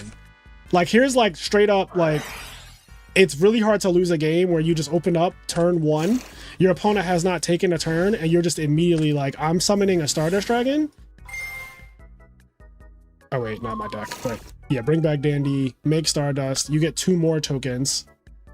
It sucks that It sucks I don't have a trap, because if I had a trap, then like literally this hand is like absolutely insane. But then on the follow-up, you also have like, pressure with these 2 guys. You have the plasma play. I wouldn't summon Stardust without a back row, just by the way. But you get the idea. Like this deck actually is cute. Pot of Avarice and Card Trooper, a match made in heaven. Scapegoat and Plasma, a match made in heaven. Yeah, I genuinely like this deck. I can see like where you're coming from. Like I can see the little synergies occurring here, Luke's being open-minded. Yeah, I'm trying to be open-minded. Would I ever register QuickDraw in my deck? Like no, but that's. And this is insane. This is like the best opening you could ask for. Yeah, I mean with Solid too, like there's no chance. And BrainCon, like yeah. What are you supposed to do? Oh wait, is this one of those hands where I make the other guy, the warrior dude? I think I'll do this game. Oh, Rogue I think you need 8. You need 3 tokens for that. Oh, okay. So you might still do that and just bring out Cyber Valley for a +1. Right. Or I think if I can only make it by getting rid of everything though, and like including him, which I kind of don't want to do that. I'll just go for this. It's fine. Like I'll just go for this, discard the fortress. This will get banished. So get like a debris back next turn. Yeah, debris is follow up, and then you can just like continue to be obnoxious because on the following turn you're like draw, bring this back. You can get back debris or dandy depending on the situation, and then like you're just grinding them out. But it has like a lot of cool plays. The most important thing about this deck, it's fucking fun. Like, look at this. Yeah. For you, not the opponent. Yes. Oh yeah. We're never worried about their happiness. Like, this is just so fucking fun. Yeah, I'm kind of fucking with what's going on the screen right now. I'm not gonna lie. Yeah, like it's just like a crazy ass deck. It's just like actually crazy. And you guys get the idea. Like it's a very fun deck, and surprisingly, it kind of 9 games people a lot. Like, bro. Yeah. Like, dude, I mean, this hand is, yeah, if we were going first, we would probably have won like 5 games in a row right now. Yeah, but then also if you go, now this doesn't really happen, but if you were to get DDV'd here, you just lose. But I want people to understand something, because I know people think like, oh, DDV, and yes, this whole hand dies to DDV. However, if you were going second, the chance of you getting DDV'd before you do anything is 5%, because they need to draw a Greffer plus a pitch plus the actual DDV. And the math on that is actually around 5%. So 95% of the time, you will not get DDV'd unless you start literally playing the game. And what I mean by that is, let's say you did something like this. You make the chance of you getting DDV way higher, because now set Sirocco set DDV is playable, or summon Sirocco set DDV is playable. So when you don't have a field, aka literally your opponent just won the die roll, so you don't have a field, the chance of you getting Greffer plus pitch plus DDV is around 5%. So it's very, I'm saying also to say it's very unlikely you get DDV'd before actually playing a card. That's just math. So there you go. Yep. Anyway, right. So I gotta go, guys, but see you Sushant. Thank you for stopping by. See you, Sushant. For having me. But okay, so that was like, I think QuickDraw right now is in the top of the sleeper tier. I genuinely think that it's one of the absolute best sleeper decks in the format. Convinced me, and I'm a QuickDraw hater. So I know you saw those like 10 hands we just drew. They were nice. Those hands were fucking nice. They were hella nice. They were fucking nice. I'm going to say macro stun. So we just played this on the channel. I want to say it's pretty underwhelming. I watched that recently. Yeah, that one was the video of all time. Like, it has benefits because the whole format is basically technically weak to macro, but me and Luke, we've mentioned this before. We mentioned it a lot. Probably the biggest issue with macro D-Fisher decks is that you need to draw only as many macrocosmoses and D-Fishers as your opponent has outs to them. So what that means is I only want to draw 1 macrocosmos if my opponent never sees Heavy Storm or MST, because that 1 macrocosmos will just sit there the entire game. Right. But the second they draw MST, you need to have drawn 2 macrocosmos. Yes. And like so on and so forth. Like if they draw MST and Dust, well then guess what? I need to have drawn like 3 macrocosmos. And like you don't get to just control how many macrocosmos you draw in a game. So like some games you draw 3 macrocosmos and they drew no spawn trap removal, and now they summoned a Caius and removed your monster or whatever and just killed you with a Caius. And like happens all the time. Like, yeah, like you just like sometimes you just lose to just like the most embarrassing stuff. You're just like, well, they're locked out, but I just can't beat a 2200 guy or like 1 Cyber Dragon. Like I just can't beat that. So like I guess I lose. Like like I've tried to explore this deck a lot in the format, and like I gave up on it because the amount of times I would be like technically up so many cards or whatever and still lose to just getting beat down is like crazy. Like I'm just not a fan of it. I wonder if macro. Okay, there's a macro stun deck here. Now this is from 2023, so this might not be like. That's pretty old, but like we can take a look though. Yeah, I'm looking for more of a DD Survivor. I don't know why I don't just go to like my own. Just go to YouTube. You just go to your own video or whatever that you just played. Yeah, let's go. Teach me how to cook macro stun. Or we didn't do teach macro. We did Master and Disaster. That's right. Yeah, it was you and Kenny. Yeah, you guys played it. You guys had the pleasure of playing versus some like Chainburn and stuff like that. It was a good video. Not this being all out. Yeah, this is the list. This is the list that actually topped the YCS though, and I believe Italy. I want to say this topped the YCS in Italy recently. The guy commented on the video too. Like he's here somewhere. I don't know.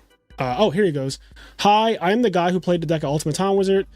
Actually played it also at Ultimate Time Wizard Birmingham, ending 6-2, and at GCI Fiesta Volume 4, ending 7-1. So basically saying I've been doing well with this deck for a while.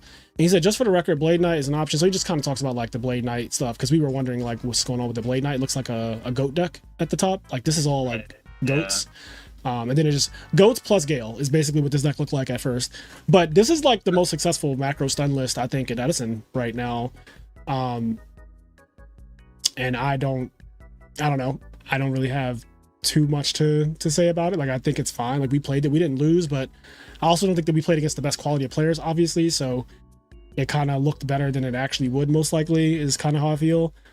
Yeah, macro stun, it's underwhelming. Like it's always going to have that issue of drawing too many D-Fishers and macro Cosmos and not drawing enough. Sometimes the other problem is that like you just don't see the fucking card that you play 6 of, and you just get run over by like a frog deck, because your deck is really bad if you don't see macro or D-Fisher, right? DD Survivor doesn't do anything. Like, these cards just an 18 vanilla. Like also like your back row is not like usually enough to like hold out on its own against like the good decks in the format. Like, you know, like you having like, because like the deck plays like 3 Starlight and 3 Bribe, right? Which like are explicitly for the purpose of protecting macro and D-Fisher. And if you don't have macro and D-Fisher, like all of a sudden like those cards just look a lot worse. Yeah. So, yeah. As a sleeper deck though, I'm going to say Monster Mash is actually a sleeper. So Monster Mash actually won a major tournament like last year, and it's so random. Like I would never expect it. It won through a bunch of Vayu and Blackwings too. Like it actually just won a major. I think I played that list on the channel. So let me see if I can find, hold on, let me pull up the other YouTube, but I'm pretty sure we did like a Monster Mash, Master and Disaster. Kenny and I played it so long ago. Oh, here it is. Yeah, we played this deck on the channel. I'm on YouTube. 43 cards, by the way. So we played this deck on the channel. This deck, I'm pretty sure, yeah, it won a major Edison tournament. It was over 200 players. This deck is actually, again, just kind of like the quick draw deck that we were just showcasing a second ago. It kind of has those same elements of it draws some of these nutty ass hands that are just, you just can't deal. And when we beat people, we would like overwhelm them with card advantage. Like I remember in the one duel, like we just ended up having so many more cards than our opponent. Like look at where this game is ending right now. Like this is like a screen grab of the video, but look at how many cards I have over my opponent towards the end of the game. They're at 8,000, but you can tell like they're about to pass their turn, so I'm about to draw for turn and just have even more cards. And that's kind of like, yeah, they have nothing. So much.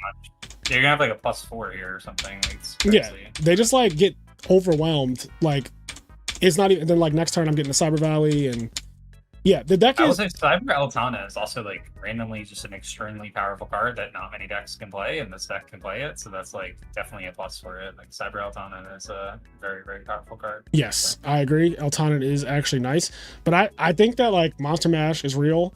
It's just underrepresented like a lot. Like people just do not play it, so you don't really end up seeing it perform well often. But then somebody will randomly bring it to a tournament, and all of a sudden it's like, oh shit, this deck got like it topped. Oh shit, this deck is actually in the finals. And then in the case of last year, oh shit, this deck won. So I think it's a sleeper. Yeah. I think that deck also benefits from the like prevalence of main deck oppression being like less now as well. True. It's like that's a deck that, you know, you don't play MC or heavy, right? You have to pretty much have a Raikou to answer oppression, but like, yeah, there's just less oppression, so it's good for you. But anyway, we can move on probably. But I think in terms of Fish OTK, I think it's underwhelming. I mean, it could be at the top of underwhelming. I don't really have this shit in order. It's just kind of like put them in the tier and call it a day. But Fish OTK, my issue with it now is that we know about Forgs, we know about Frog OTK. And in my head, there is no good reason to play this deck because now Frogs exist and they OTK that's exactly you. What I was gonna say. Like this is kind of like a relic deck of like the past, where it's like we didn't know about the better kind of like Frog OTK thing going on. So it's like yeah, like why I just don't know why I would even play this. Like let me see if I can find a list of like Fish. We did do a Actually, I'll just pull it up. We did do, now this one we did a teach me how to cook. And if you remember in a teach me how to cook, it was bad. This was probably Fish OTK. This was probably the worst teach me how to cook ever. Oh wait, that's Burbs. Hold on. Not necessarily saying like, the video is bad. You guys just like did poorly. Yeah, we didn't win any of the sets. We didn't win a single set. And this deck went 8-0 at Anaheim. It went 8-1 in total, but he was 8-0 and then he lost to Cairo in round 9. Him and Cairo both topped. And then like we did this video together and then he lost all 3 sets. And I was like, damn, like, I don't know, this deck is looking a little sus. And I just kind of I don't know. I don't think there's a reason to play it if you could just take out the fish bullshit besides Fishborg. Take out the big fish, take out the Oystermeisters, and you can just play Forgs. Teva is like, yeah, like the fact that Teva is in our deck is just crazy, but you know, I didn't even like. I just read this card just now, and like, I mean, maybe you could. I didn't watch the video. Like, you tell me, like, what does Teva do for the deck? Like, why is it in the deck? Oh, Teva says, I'm going to pull it up here, so we can just read it together. So, Teva, whatever. When this card is tribute summoned successfully, your opponent cannot declare an attack on his or her next turn. So it literally is a threatening roar Monarch. So it activates like a Monarch on tribute summon, just like every Monarch. On tribute summon, it like threatening roars. Threatening roar. And with so the reason why you play it is the goal is to get Swap Frog and this on the field. Every turn you summon this and bounce it back to your hand. So you have an infinite. Oh, so they can never attack. That's the goal. Yeah. All right, I wasn't sure what the meme was there, but that makes sense. Okay. Yeah. In actual reality though, is not that good. Like, yeah, I was gonna say because you could just put this in like any frog deck if it was that good. Like, yeah, this is just a playable card. You could, instead of like Ryza, you could just play this if you wanted to. But yeah, you don't want to. The other thing is like, look at his stats. Yeah, I was gonna say the stats are really small. Like, it's not great. It's one of those monsters in early Yu-Gi-Oh where like they really tried to balance the effect with the stats, and they did that a lot, and it's just it didn't work out that often. So. Yeah, my big problem with this is that the stats don't even beat Sirocco. And that's like a big deal because I'm tributing. You have to tribute for this, to be clear. If I'm tributing for a monster that doesn't even fucking beat Sirocco, that's insane. Like, that's insane. Now I get it. Like, the deck you're playing it in, you're trying to just kill your opponent or whatever, but still, it's just not very good. Because the reality is you're not always going to have the opportunity to just like straight up kill your opponent. If you saw the video, if you see how this deck draws, Fish OTK does not just like draw hands that you don't have the perfect hand. Yeah. Right. You don't have the perfect hand to just like kill your opponent. Sometimes you just need to take pressure off yourself by beating over monsters that are trying to, kill you or whatever. And Teva stats are really bad. The whole Swap Frog bounce every turn thing doesn't pan out like that. People love their bottomless trap holes, their discard traps, So even that is like weirdly not some perfect strategy or anything like that. But yeah, I think the biggest problem, like above everything, I think that the biggest problem with the deck is just that Frog OTK exists. Period. Yeah, I agree fully. I mean, like, we could nitpick the deck's, construction all we want, but like, it's just an inferior version of a deck that we're gonna see. I mean, do you want to talk about Frog OTK right now? I literally was like, we could just put this. I was gonna say we might as well just like, because we already know it's a top tier. Like, we already know. Yeah. Like, it's that should be obvious to anyone who plays Edison. That this is a top tier deck. This is one of the best decks in the format. I don't know what people out there might propaganda believe like this is one of the best decks in the format and is not close. It is outrageously strong. It is not without flaws, but it is outrageously strong. I'm gonna see if I have a deck list in here somewhere. I'm pretty sure I have like here we go. I'm pretty sure this is Alistair / Adam Sheck's exact build that has won multiple tournaments this year. Like, for people who don't know, some people are living under a rock. This deck has won like 3 or 4 tournaments this year. Like, actually. Oh, yeah. This deck is absolutely cooking people, and for a good reason. I mean, it just does such an unfair game plan while also having the fallback plan of like playing like a good frog deck, like having the frog engine that is hard to deal with for a lot of decks. So. Yeah, like it won EWCQ9, and I'm going to check how many players were in EWCQ9. 133 players EWCQ9. It won that event. It won the Ultimate Time Wizard this year in Birmingham. So, that's right, the back button does not fucking work. I also want to say the scariest thing about it is that they're like basically using the exact same list. Like, I think that, look at this list, right? Look at, like, take a mental like picture of it or whatever. You see it? And then look at this. Like, this is these are different people. They're playing the exact same 70 cards. They're playing the exact same 70 cards, bro. Like literally, that's crazy. Yeah. Yeah, like these are different people. And what's funny, that means that like they tested and they like were just like, nah, it's like this is perfect. Like this deck's broken. Look, here's another one. Adam Sheck, first place. Just like I'm pretty sure it's the same 70 cards. So, MT. I hope this one has 2D prison on the sideboard instead of 3, so I can be petty and tell you it's not. I want it to load so I can be petty. No, it's a pretty good. No. This is the one you already saw. This is Diego. Oh, okay. This is one I already saw. Okay. I'm trying to see if Adams will load, but like format library shit. Decided to be, it's just shit in the bed. It's just shit in the bed. But basically, my point is, this deck has won several majors this year. It won an Ultimate Challenge this year, and I don't think it's gonna like fade out of existence as long as the good people who play it continue to like play the deck or whatever. It just non-games you probably more than any other deck in the format. Like the feeling you get when you get trapped dash shoot it and you kind of didn't get to play because your opponent saw your hand, they put back your best card, they kind of bricked your hand or whatever. This deck like is that it's that dust shoot feeling on legs. Like that's what this deck is. It's like the non-game deck. Like you didn't have any agency in the duel. And the funny part is when this deck loses, it kind of is the same way though. It goes the other way. It's like, well, it lost and it didn't really have any agency either. It kind of just like that's the double-edged sword of it.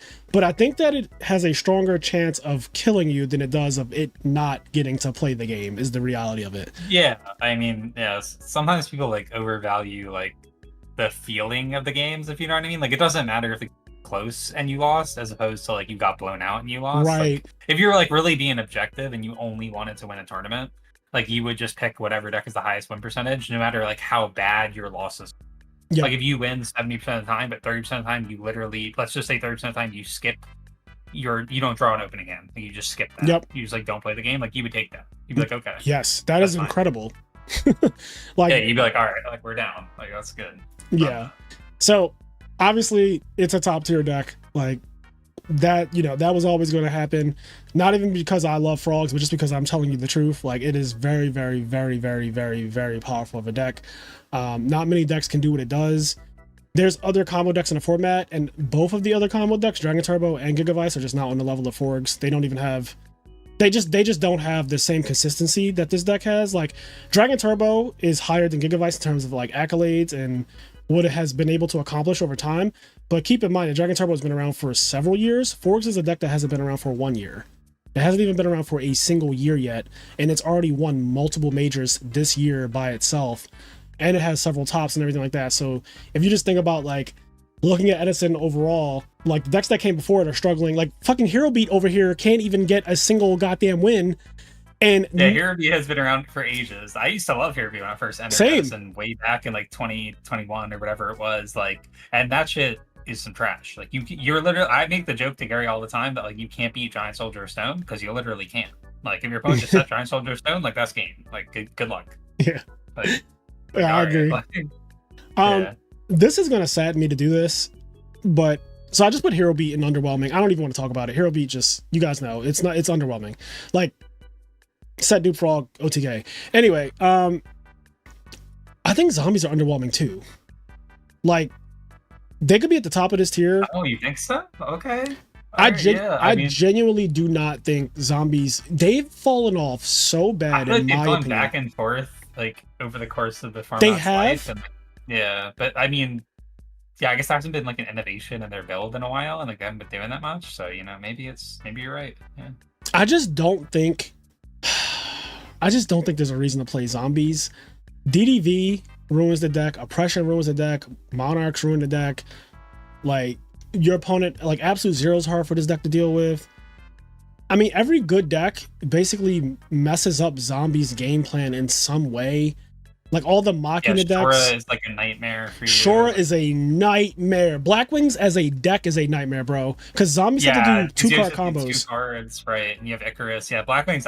Whenever I would play Blackwings a lot, this would be a matchup you'd always be happy to see. You're like, okay, great. That's like probably gonna win this one. Yeah, I'm trying to think of when's the last time we saw zombies do well too. Like that's what I'm wondering.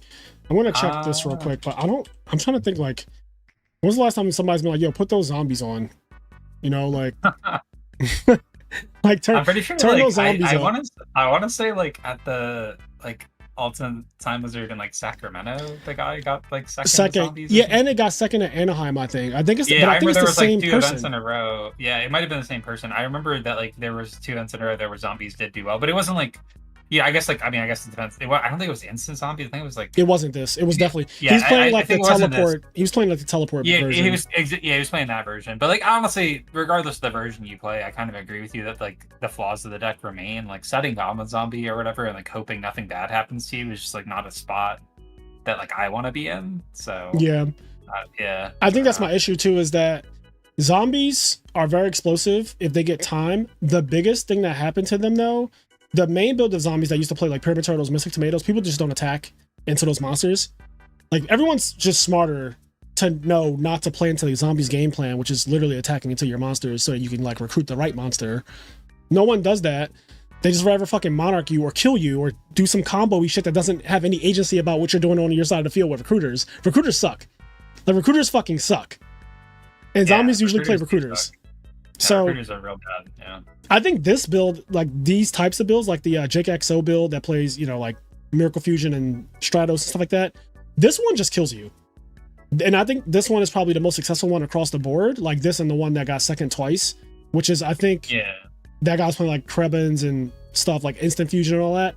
Those are the most successful zombie decks in Edison, but I don't know. Every time I play against zombies, I'm kind of like, oh, thank God.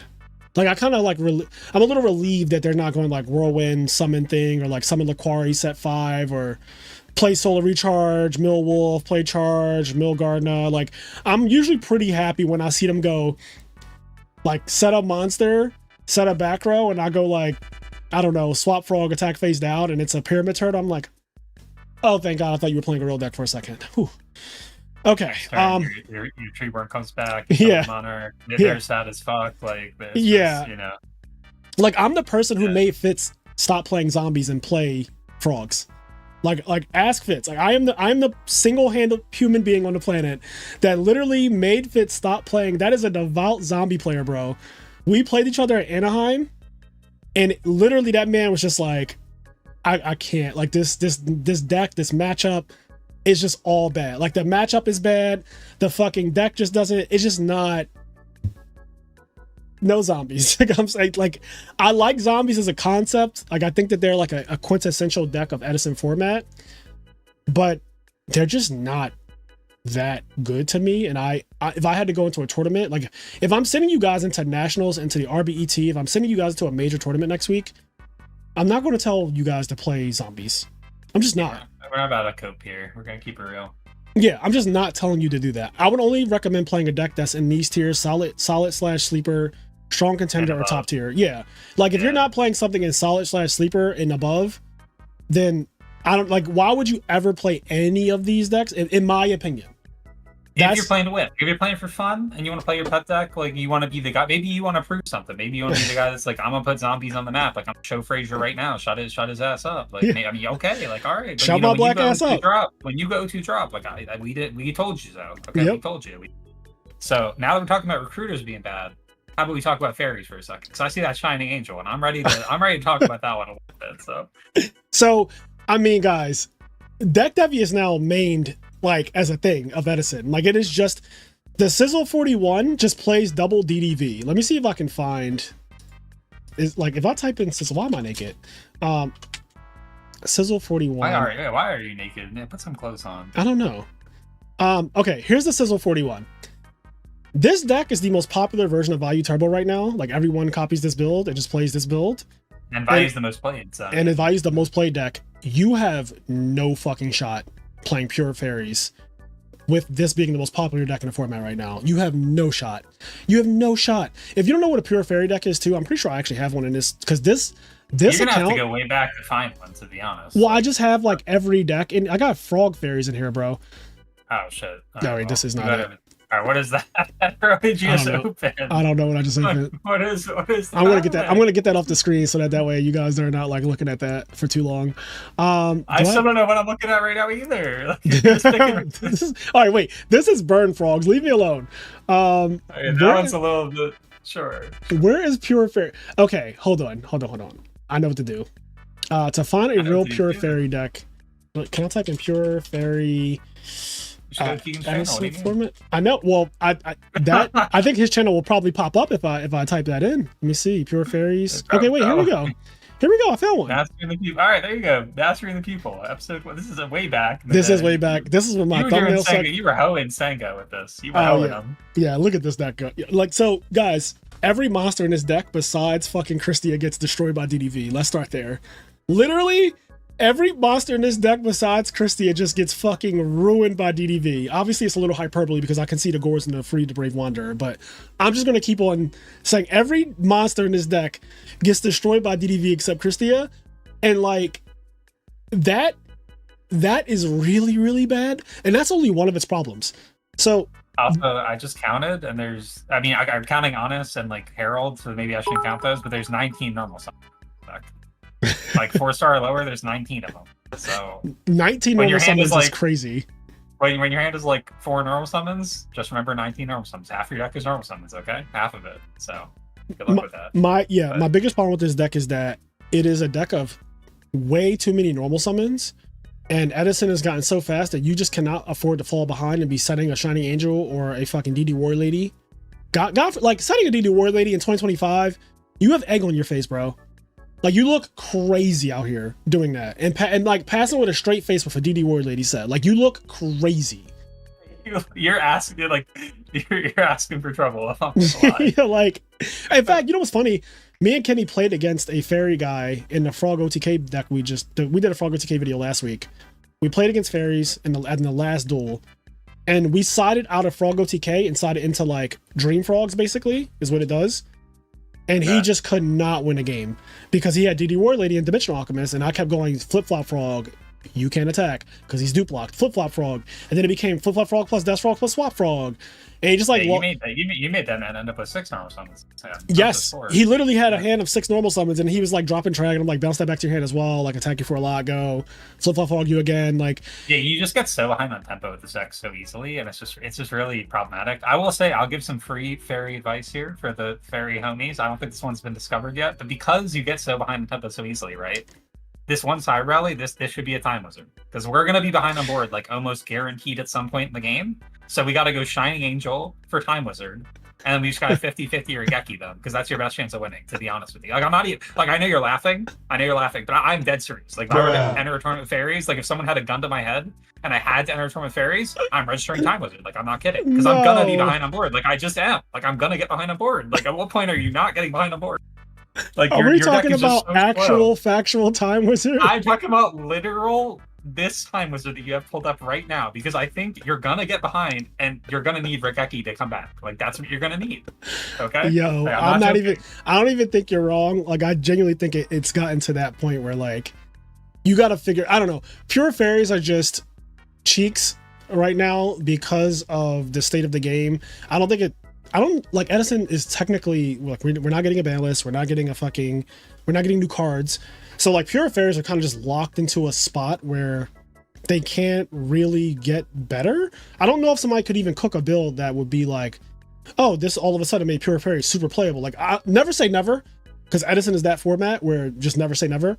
But right now I can't see that in the future. You don't see a future where like it happens. You're Doctor Strange, you looked at 1,000 futures and in all of them you didn't see it. Yeah. So. In terms of like a solid / sleeper version of fairies though, I do think the Pudding Fairy deck is actually pretty good. If you don't know what I'm talking about, hold on, let me pull it up. So Pudding Fairies is a fast ass fairy deck. It literally can summon Christia like as early as turn 1. And very often it summons at turn 2.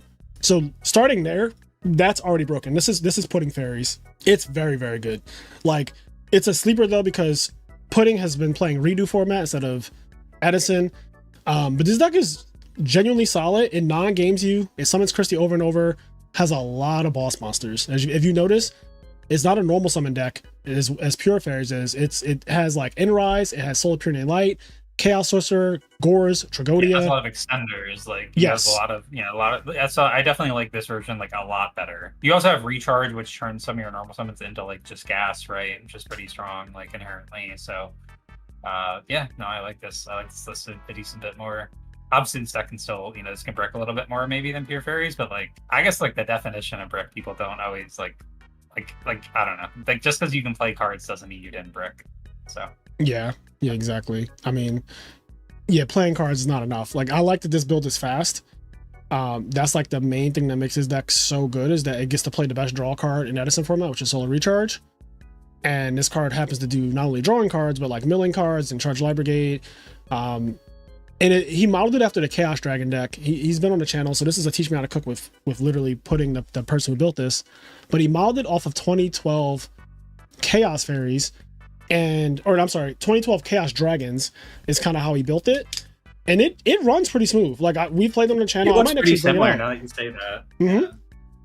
That's actually a very good thing to know. Because yeah, I mean, I think I can see that now that I'm looking at the deck for sure. Yeah, he literally said like when I built this deck, I used the same ratios from the Chaos Dragon deck, like how many Chaos Monsters I'm using, or like special summon extenders or whatever, like the charge recharge engine and all that.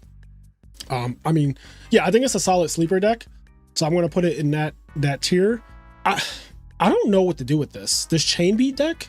Like, I'm gonna say it's an underwhelming category for sure.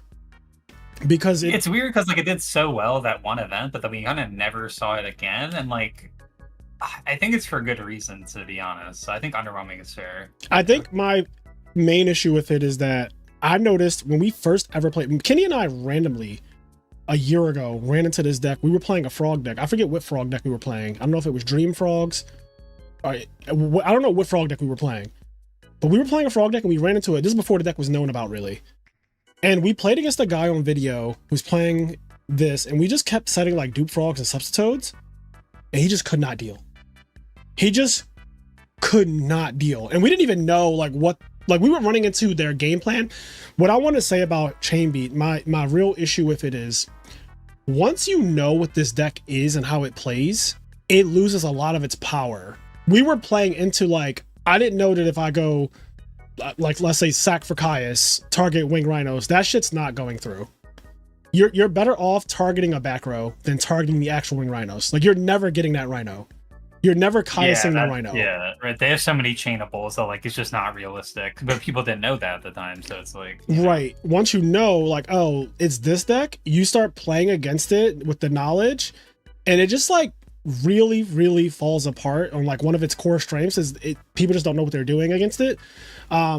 Trap cards like Bottomless are really bad against it, right? Like Deep Prison and Bottomless are actually awful against this deck because wing rhinos. Once you know how to play against it, you're like, well, I'll just side these out, obviously. Like just take these out of your deck.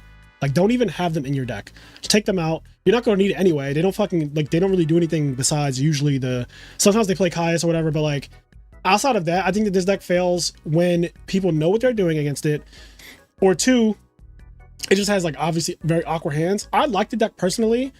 I do think it takes kind of a while to like play it, and what I mean by that is, and Frog OTK has this problem as well.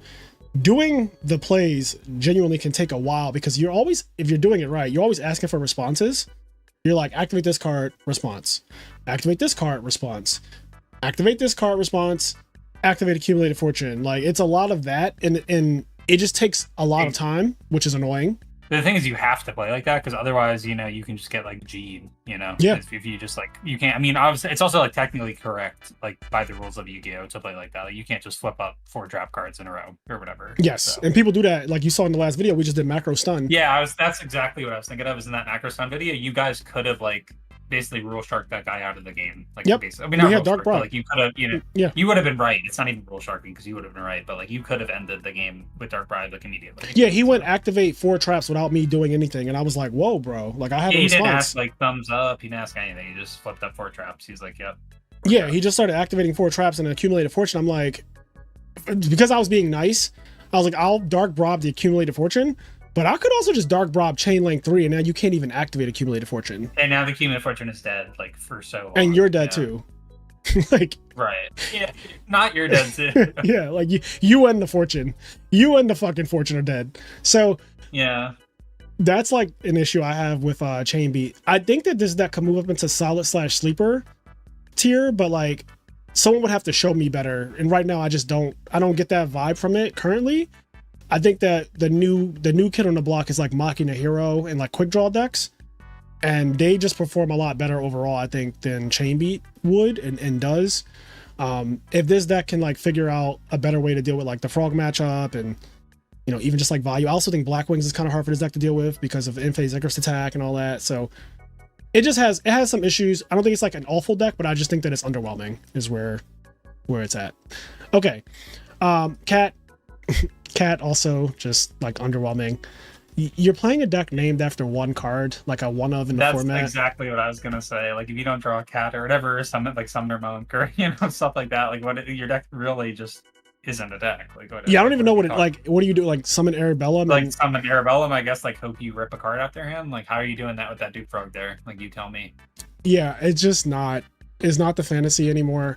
Cat is a nostalgic deck in Edison. It's definitely very nostalgic. It has that whole like, oh, you know, this deck used to be so cool back in 2010. But maybe you summon Doomcow, you know what I'm saying? Maybe Doomcow is what you need. Yeah, Doomcow's fucking awful, as we saw in the Draft King. Like, we saw in Drag is so bad. Let me see. Oh, you guys did it. You guys did like a Master and Disaster with Billy Brave's deck or whatever. We like did. Caliber Cat. And I remember that shit went so bad. Like you were just like, yeah, this is not a deck. Like it's just not. It's awful. Let me see if I can find. I think I had the macro show on Teach Me How to Cook as well. I'm pretty sure. Let me pull up that because I want to bring this. I want to show the deck list. What was it called? Is it called? I'm just gonna call it Wing Rhinos because I think that's what I named it in terms of like when I made the video. Here we go. Okay, so this is what I wanted. Real quick before we move on to like another deck, I just wanted to show. This is what the macro show played, which I think is a little bit better than the passive version of Wing Rhinos because it literally could not beat a Dupe Frog. His build of it is a lot better because they played like Caius's and Fires of Doomsday, so they can actually like break through fields. They don't just get walled off by a 2,000 butt. Like that's so bad. Second Blue Dragon. Is important. Like you need something to beat a 2,000 butt because like if your deck literally loses to Giant Soldier of Stone, like your deck is not good. Yes, your deck's never gonna be good. So yeah, frogs are just too prevalent of a deck. You cannot have your deck just like lose to a 2,000 defense monster. So this build, at least, like if you do want to play Chain Beat, I think this is one of the better builds to play just because it alleviates that issue. So yeah, that's kind of like my closing thoughts on that. But in terms of Cat, like, do I even have a Synchro Cat deck? Do I have any deck called Cat in here? Oh, I do.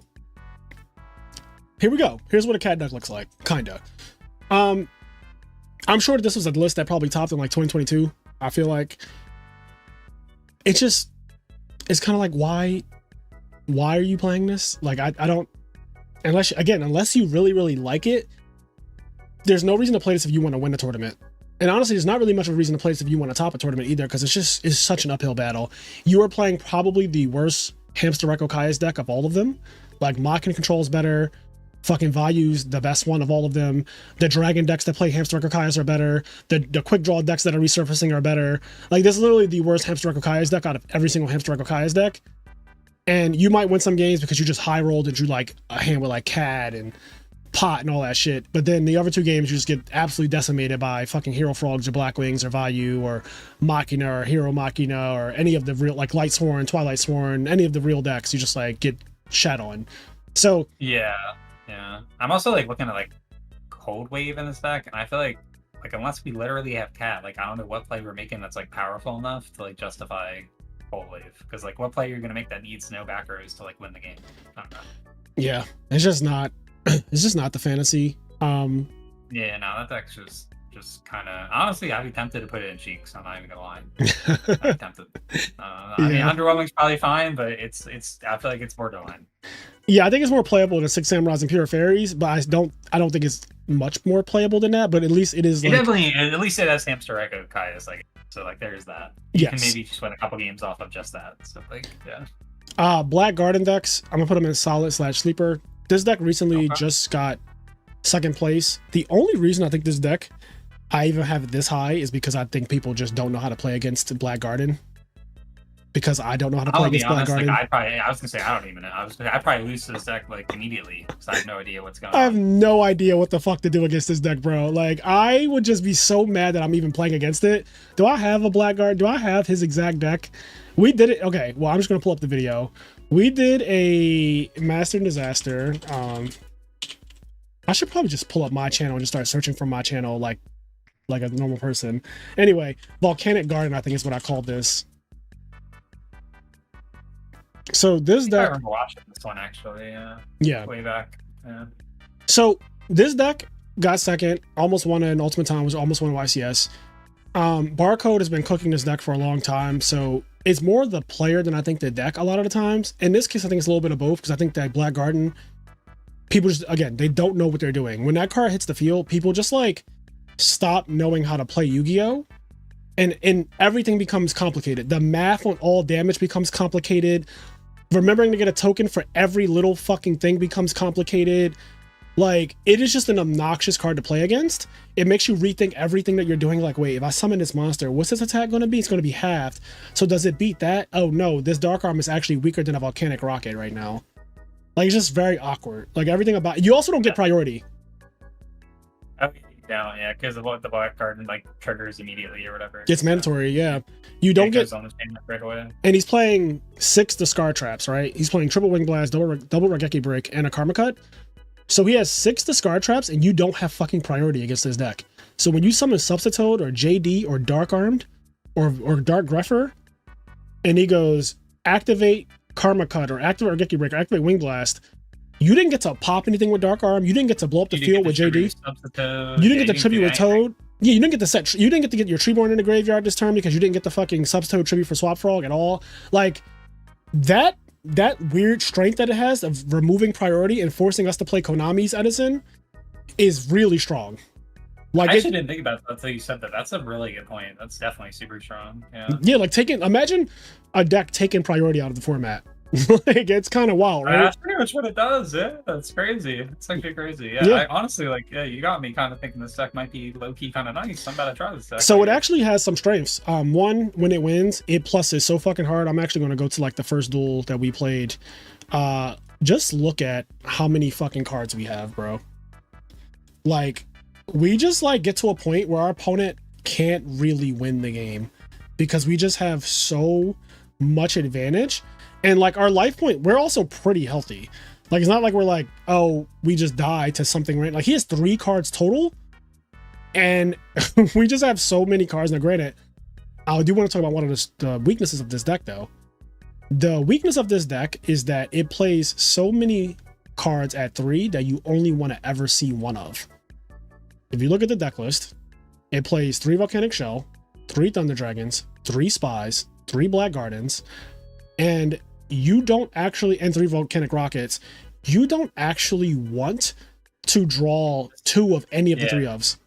Right. So that's kind of awkward because I remember like one of the deck building kind of like, how do you say it? Like people used to say back in the day, if you want to draw 2 of a card, play 3 of it. If you only want to draw 1, you play 2 of it. Like that kind of. Yep. So like, yeah, you're kind of almost like breaking that paradigm, but I guess it's just so important that you see at least 1 Black Garden or whatever that like you are willing to play 3 of it, but it's, you know, it's but tough. Like, look at this hand, right? You see this hand? This hand is not actually, it's not good. Black Garden, yeah, we like, yeah, we have a lot of cards, but they don't necessarily do that much. So. Right, and that's kind of the fear. Your opponent is probably going to be scared that you're holding a big hand, and it looks intimidating on the outside, right? But there's nothing back there. And I think that's one of the strengths of the deck, is that it kind of puts on a front, I'm really, really strong. But then in reality, the deck is like deflated as fuck if you ever break through. Like, if he ever did anything real, this fucking hand is awful. Like, this hand cannot answer a play. Like, if he summons JD, there is not a fucking thing I can do. Yeah, no. I mean, he doesn't even have to summon JD. He just makes like a random synchro, like a Colossal Fighter or something. Like, how are you beating that? Like, so. Yeah, like, it's really, really bad when the game goes on. Like, it's weird because the deck has strength if the game goes on long, but it has a weakness when the game goes on too long because you start to see the issue with the multiples of the deck. So I like the deck. I think it's like a solid deck or whatever, but it's not without its issues. It's not without its issues. Like, it has a really strong. Go ahead. I was gonna say, I don't really know what Gold Star does for the deck either. Like, I get the games are gonna go long, but like, you don't even have a power card. Like, what am I sarking for? Avarice, yeah, every time I did it, I played it. I was Avarice every time. Yeah, I was gonna say, like, it must be, but why wouldn't you just play like a 3rd Avarice? Can't you just play 3, right? Like, that crazy. I don't know. I think you're right.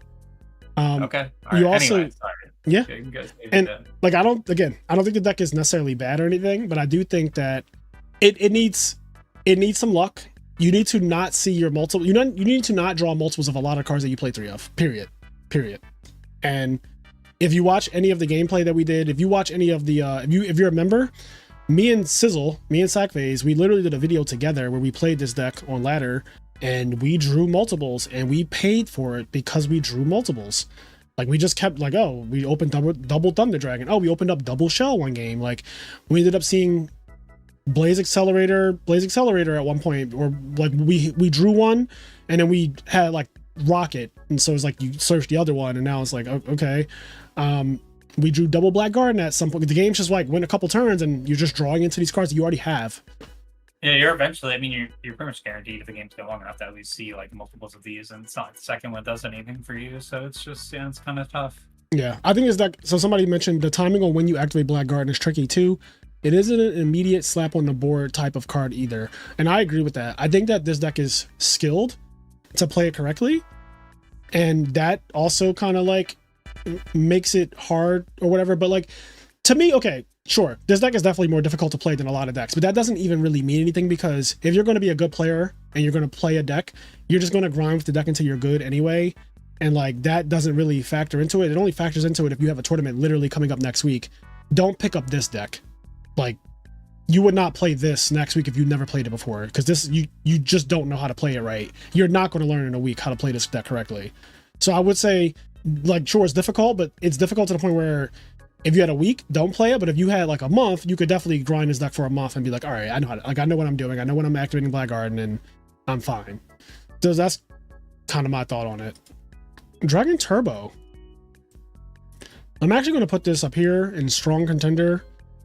I think Dragon Turbo is just super slept on. It's like weirdly a sleeper deck, but I think it's better than like, I'm looking at the sleeper tier. I think it's better than every deck that I have right there in the sleeper tier.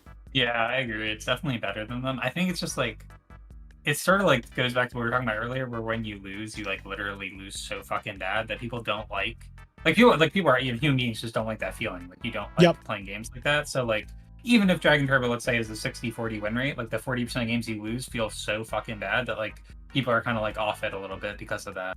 Like it takes a certain type of player, I think, to play this deck. So. Yeah, you have to be okay with losing, like, to just not playing the game. And once you accept that, you'll realize this deck is outrageously strong, and it's not, so it's more consistent than Gigavice right now, because the current Gigavice builds are just nowhere, like they're just not as consistent as Dragon Turbo is. So it's more consistent than Gigavice, and it has good matchups against decks that are like that can usually rush other decks down. For example, if you just draw Red Med in this deck, you can just summon it and summon out a Blue Eyes, and that will hold off GBs. It holds off like Vayu, it holds off Blackwings. Like a lot of decks, like just summoning 28 and 3,000 monster out of nowhere, this deck can just do that. It's still a very strong thing to do, so you can get turns and stuff like that.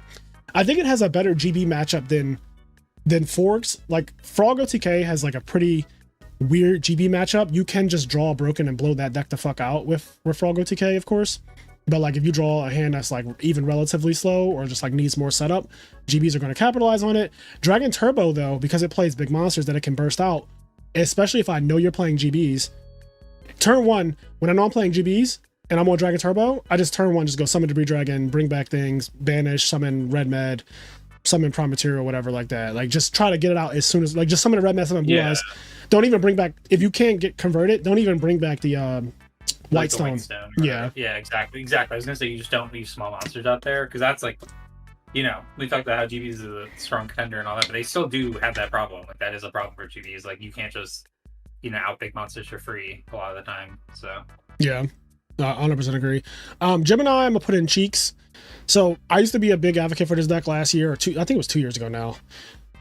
It has not done a single thing, and now what's weird is that like the Gigavice deck has become like, it's taken this deck's place. So it's weird. They're both technically like, the Gigavice is kind of a Gemini deck. The main thing that it does is a Gemini summon, right? And that's like the whole deck.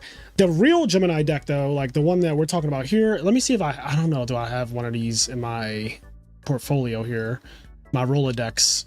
I feel like I didn't do a video like teach me how to cook with this, but I feel like there's something. Let me see if I can go Edison format Gemini deck. Let's see, what does this give you? Okay, I think I played this guy in the finals of an RBET side event where I won a oversized Black Rose Dragon, and I feel like this was my opponent, but I don't see this like is literally this person. Yeah, I remember he was a bigger gentleman of the Caucasian descent from the Caucasus Mountains. Okay. And I think that this is him. This is also like, he looks like the same type of person, so I think that's him. But I want to see if I can find somebody. See, everyone has like these paper deck lists. I don't want to see. We don't want to go through you putting out your cards on a mat. You just want to, Yeah, everyone's putting cards on a mat, and I'm just like, I'm not watching y'all put cards on a mat. Not Gemini cards anyway. Yeah, like if I gotta watch you put cards on a mat, it's not gonna be fucking Gemini cards, bro. Let's see. A format library will work just one time. Maybe it didn't top an RBT. All right, well, we don't have a deck list for Gemini because, and you know what? That's kind of the problem. There's no deck list for like what the right Gemini list even is, which is why I'm going to put it in cheeks. It might have potential. One day it might be able to do something, but like right now, it's just not doing much of anything. And it's been over a year since I think it did a single thing. So I'm just going to have it in cheeks. Gadget is a solid sleeper. I think cheeks is fine, yeah. So Gadget, solid sleeper. Okay. Specifically, I assume you're talking about like the solidarity. That's exactly build. right. Yeah, because I feel like without solidarity, the deck is not really. Solidarity gadgets. Let's see if we can find my video. Here we go. Thank God it comes up in the fucking algorithm. Okay, so I'm gonna pull up the list that actually got top. I think did he get third? I don't know. He top 8 on Ultimate Time Wizard with this deck, and as someone like who knows how hard it can be to top a fucking Ultimate Time Wizard because you can only lose once. That like it's really hard to do, and Gadget doing that. This is the list that did it. Kudos to him. I mean, yeah. This list I think is a sleeper. He only has 2 yellow gadgets. It's weird. He explained it in the video. He said that you're playing 8 gadgets and 40 cards, so you get like what 40 times 5 or something. Or I'm sorry, 8 times 5 is 40. So like every 5th card is basically a gadget. He explained it better than I can. Open, like, okay, sure. I guess like there's some ratio shit. You only want to open like 1 gadget in your 5-card hand. Like right. Like something along the lines of that. Like, you know, the hands that lose with this deck are like the hands that have too many gadgets. So, but he explained it better than I can. If you haven't seen this video, watch it. It's on my channel. It has almost 5,000 views. We did this 2 months ago. So definitely check this out. Why do I have Beast Mode's YouTube channel in the... Anyway. Yeah, why do you have that? You're just giving them free advertisement. I mean, I love Beast Mode. I love the boy. You gotta send them an invoice for that one. Yeah.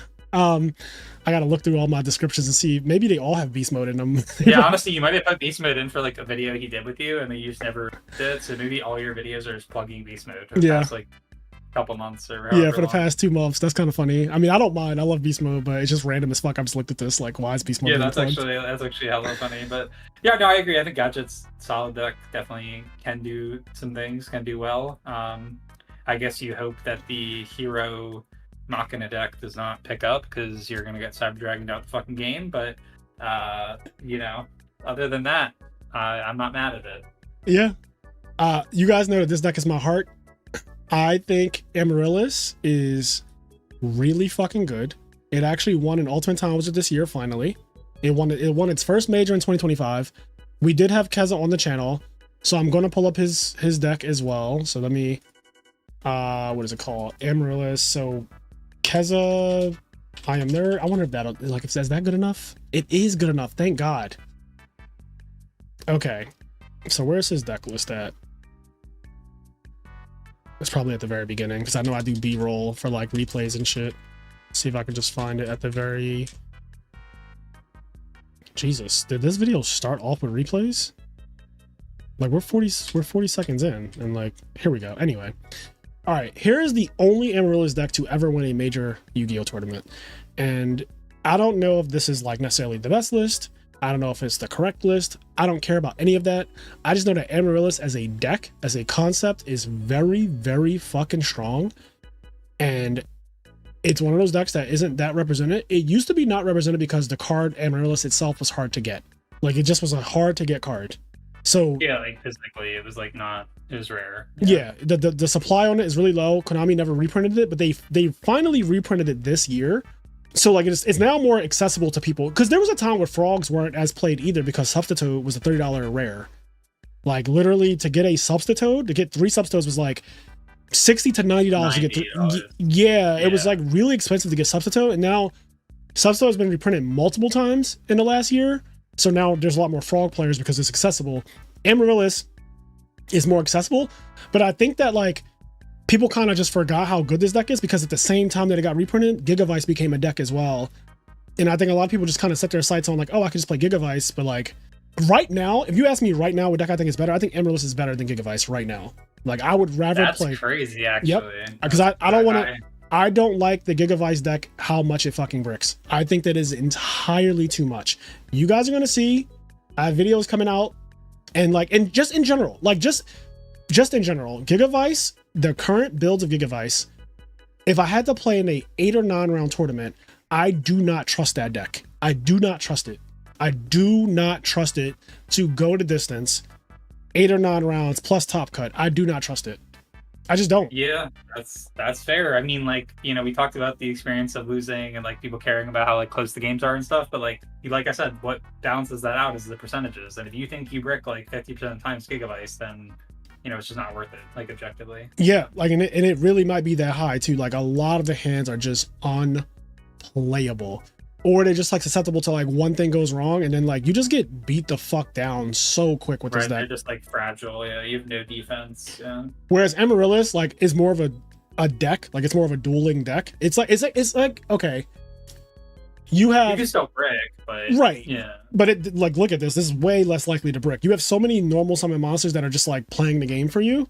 And then I just think like Titanial Spam is broken. Also randomly, Titanial Spam just beats Gigavice, like randomly. Like this deck just beats Gigavice as a deck. Like the worst thing that because Gigavice is a deck that uses a lot of equip spells, 7 of them to be exact.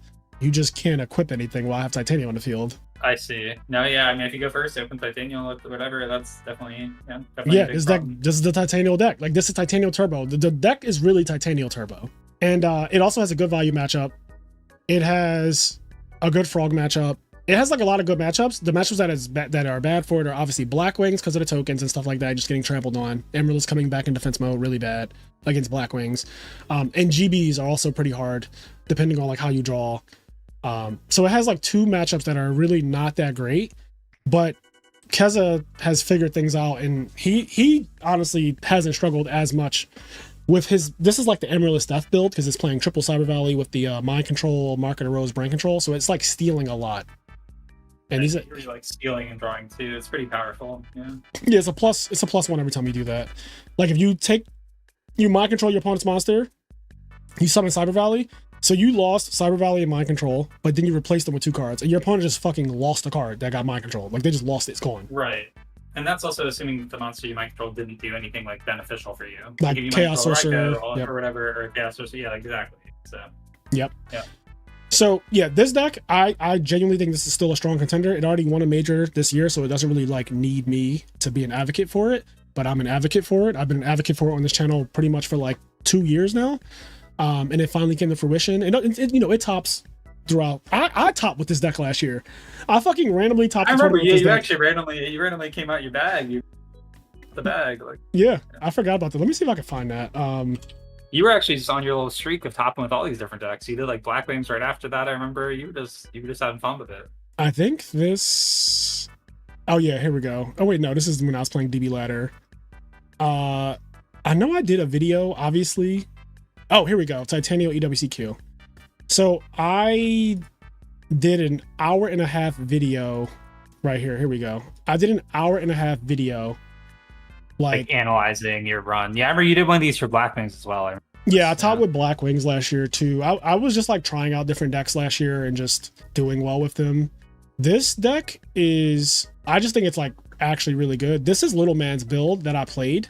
I didn't change a single thing because my thing was, I don't know enough about Amaryllis to be the one. I don't have enough like arrogance to think that I can fix the deck that has already been proven like immediately. Right, like I'm not, especially when you haven't really played it a bunch. You're just like kind of picking it up. Yeah. Yep. I always tell people, if you're going to net deck, don't net deck and start changing shit immediately. Like net deck properly. The proper way to net deck: step 1, find deck. Step 2, import deck into DB. Step 3, don't change deck. Don't change deck. Yeah, just go in the ladder, go in your unranked games, whatever you're doing, just play the deck as it is and see what you see. Like if after you've played a lot of games, you're like, all right, this card kind of stinks, or like I feel like this matchup's bad, we need more sideboard cards for that. Like sure, but you shouldn't just change it without understanding what's going on first. Right, so. Like Little Man and his group of guys that have done well with this deck, like they got second at Raleigh last year, like he got top 3 at the first ever EWCQ, or not EWCQ, the first ever Ultimate Time Wizard. Like they knew what they were doing when they built this, and they have done so well with it. So I was like, okay, I want to play it for a major tournament, but I'm not just gonna say, oh, fucking Scrap Iron Scarecrow, get out of here, I'm gonna put Deep Prison in. Like, no, I'm just gonna do, like, there's a reason why they chose Scrap Iron Scarecrow, bro. And when I played it, I immediately saw it. I was like, oh shit. I'll never forget, my opponent, like turn 1, they like summoned Shora and they attacked, and I was like, okay, like Scrap Iron Scarecrow meme, I kind of wish it was a Deep Prison. But then over the course of the game, they just had to consistently deal with that Scrap Iron Scarecrow. It got to a point where the Scarecrow being a recurring attack stopper against Blackwings was really relevant. Like it was really relevant. Yeah, for sure. Yeah, that's definitely the thing. Yeah. And if you summon Titanial, they can't MST it or Dust it or Icarus attack it. And that came up. Like I had Titanial plus Scrap Iron. So you really can't. I think at one point he made like a Colossal Fighter or something. And I was like, well, none of your monsters can beat Titanial except the Colossal Fighter. So all I have to do is just like wall that out constantly, and then I can just beat over everything else over time. And eventually maybe you'll like Mark of the Rose or do whatever you need to do. Yeah. I think that's what ended up happening in one of the games. So like, yeah, I generally think Scrap Iron Scarecrow and stuff like that, like I just kept the deck the same, and I topped the fucking tournament with the deck just as it was. Like I just literally copied the list card for card, didn't change a single thing, and did well with it. Yeah. And I was like, that's what you do. I mean, that could, sometimes just copying, people knew what they were doing. You copy them, you do well. I mean, I remember there were a couple of people that top tournaments with Hero Frogs that were playing like exactly your list after you won, the Ultimate Time Wizard. Like people like literally same, card for card your list, and they did well. And like there's a reason for that. So. The guy, the same RBT you topped last year, RBT Maryland. So Gary won, but Gary's opponent in the finals was playing my exact winning Hero Frog list card. He did not change a single card. Literally the same card. Yep, card for card. Yeah. He didn't change he played 41, he played Future Dandy, the exact same side deck. He was like, I didn't change a single thing. He's like, and even in his deck profile, he's like, I don't even know why some of these cards are in the deck. Because like I didn't build it. But he was like, I just trusted it, and he fucking almost won an RBET. Like he literally was in the finals against one of my closest friends who knows how to play against Hero Frogs because he literally plays me the most. Like Gary has the best Hero Frog experience because he literally plays against me as like his Hero Frog opponent. So like if he was going to play against somebody who's playing Hero Frogs in the finals of a tournament, he was prepared for it more than anyone else in the room probably. Just play the same deck. Just play it as is. And then you can make changes after like you get a lot of reps or whatever. Just some nuggets of, what to do. Okay, we got 2 Nerlaris decks here. Okay. I'm going to put Nerlaris Dragons in Underwhelming. Probably like better than Cat. So Nerlaris Dragons I think is underwhelming. I think Nerlaris Vayu is a sleeper deck. It literally has won. It won Nationals in 2023 in Europe. It won. Okay, so the guy he lost round 1, and he won the next 10 rounds and won the entire Ultimate Time Wizard. Yeah, I mean, your deck has to be at least somewhat powerful, somewhat promising to do that. That's for sure. Yes, I think I have his list because we've played it on the channel multiple times. It's 44 cards. Here it is. This is the exact deck list that won European Nationals, like this exact build. He went 10-1, very impressive record, and very hard to like pilot this deck correctly because there's a lot of decision trees to think about. Like you don't always just Nerlaris as soon as you can. You have to really think about like, does it make sense to do this here? But yeah, this deck is really, really, really strong, and it's using one of the strongest engines in the format, the Vayu engine. Like you guys already know, Vayu Turbo is one of the best decks. Spoiler alert, it's one of the best decks in the format. So like, why wouldn't a deck that literally is using that engine and using it pretty well, like not also be somewhat of a contender in the format? So I have it as, I'm going to put it here. Like I said, it's solid. It's a sleeper deck. No one plays it. It's probably one of the most there are multiple tournaments where there are no entrants. There are no entrants for Nerlaris. Yeah, like no one registers Nerlaris. Yeah. Yeah, but I genuinely think I think it's pretty solid. I mean, I get the theory of the Vayu engine in the deck. Like, it actually makes so much sense if you think about it. Because, like, you know, the problem sometimes in the players is that, like, you just get out top decked or whatever. But, like, if you're starting the game with a Vayu in the grave, like, that's, you know, that's essentially, that's a lot of pressure. And, like, you're putting yourself in a good spot inherently when you do that. So, not only that, this guy, top decking is terrifying. If you top deck this, the game's over. Like, this guy just special summons himself. He's 2300. He can attack.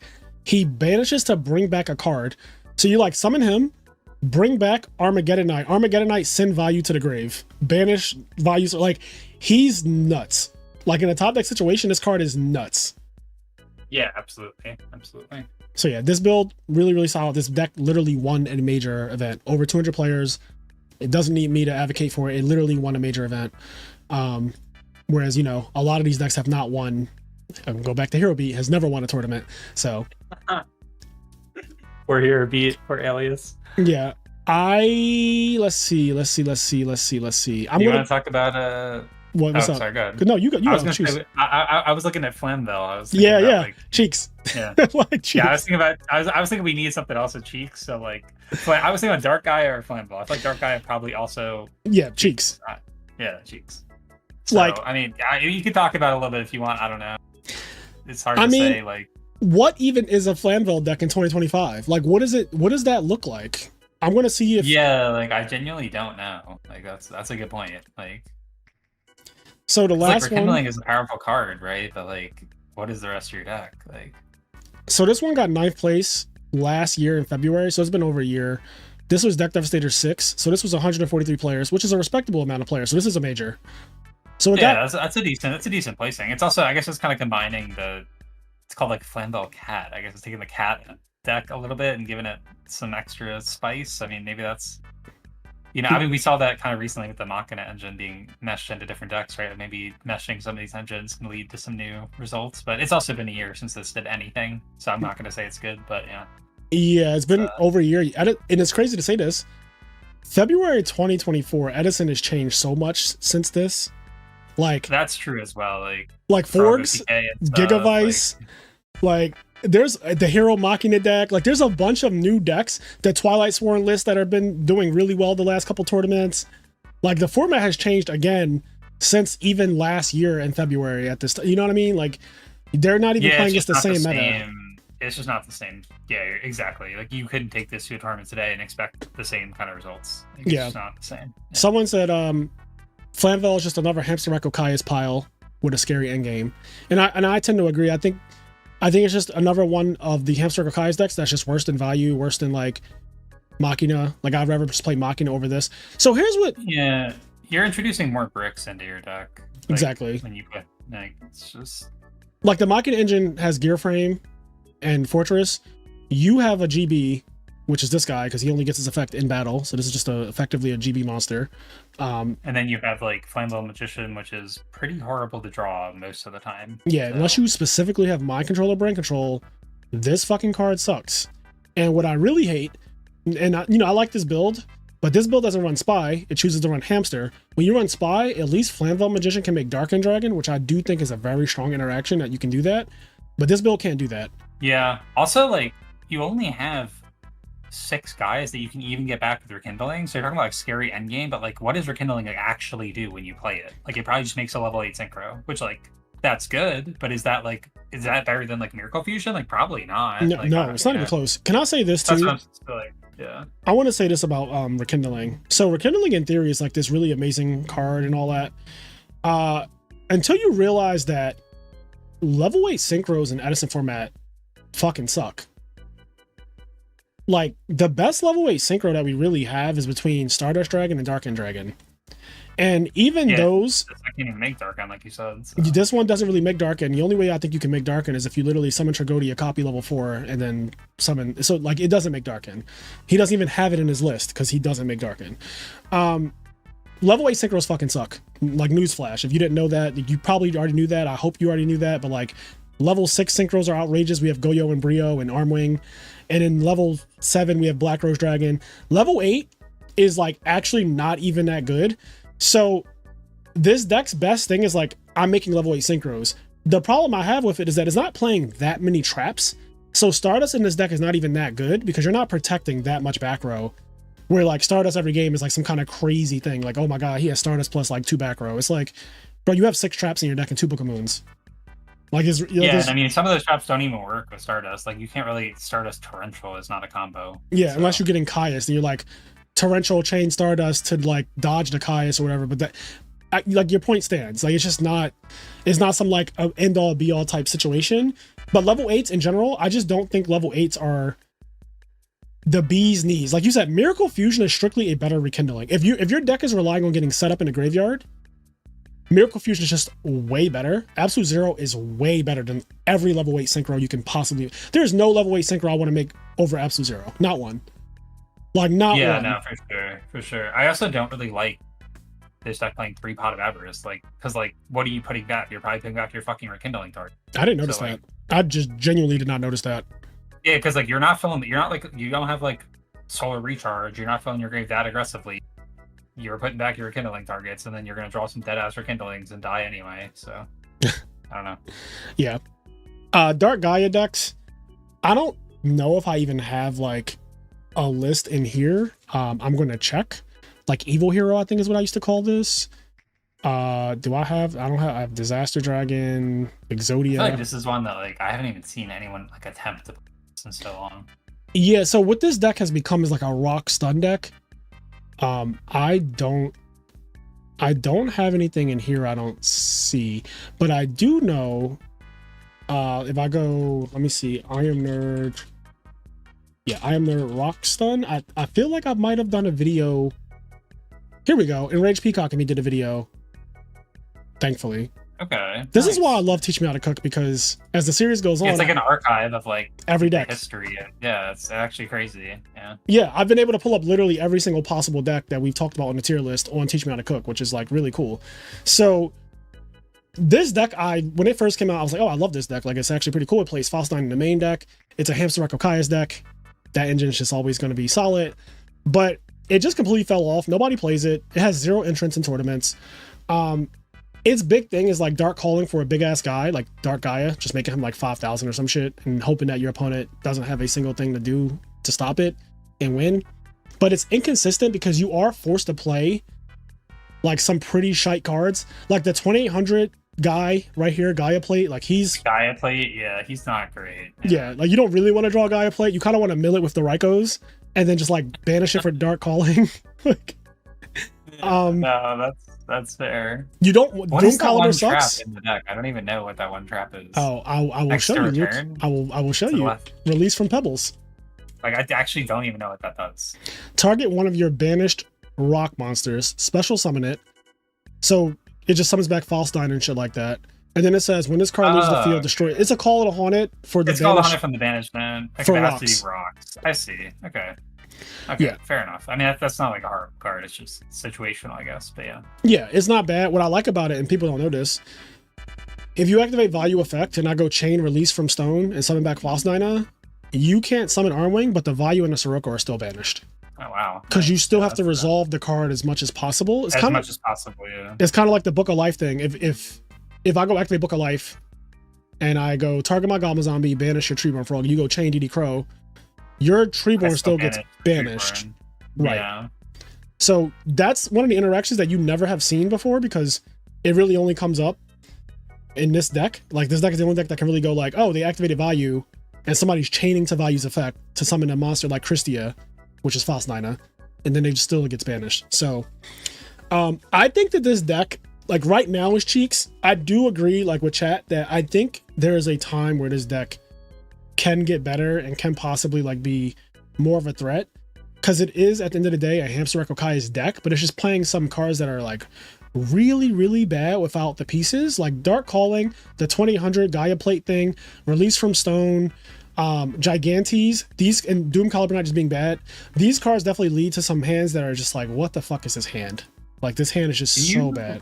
Can you show me Dark Gaia? Like, what actually happens when you summon Dark Gaia? Like, I actually don't even know. Like, what? Like, if you resolve like Dark Calling, right, and summon Dark Gaia, like, what does he say? Does he just get attack? Or... No, I got you, King. So I'm glad you asked, because there are probably people who don't know what Dark Gaia even does. So it requires a Fiend and a Rock. So ideally, you want to make it with like the biggest Fiend and Rock. So the Rock Guy, the 2800 Gaia Plate, You want to make it with him because he's 2800. He's the biggest rock.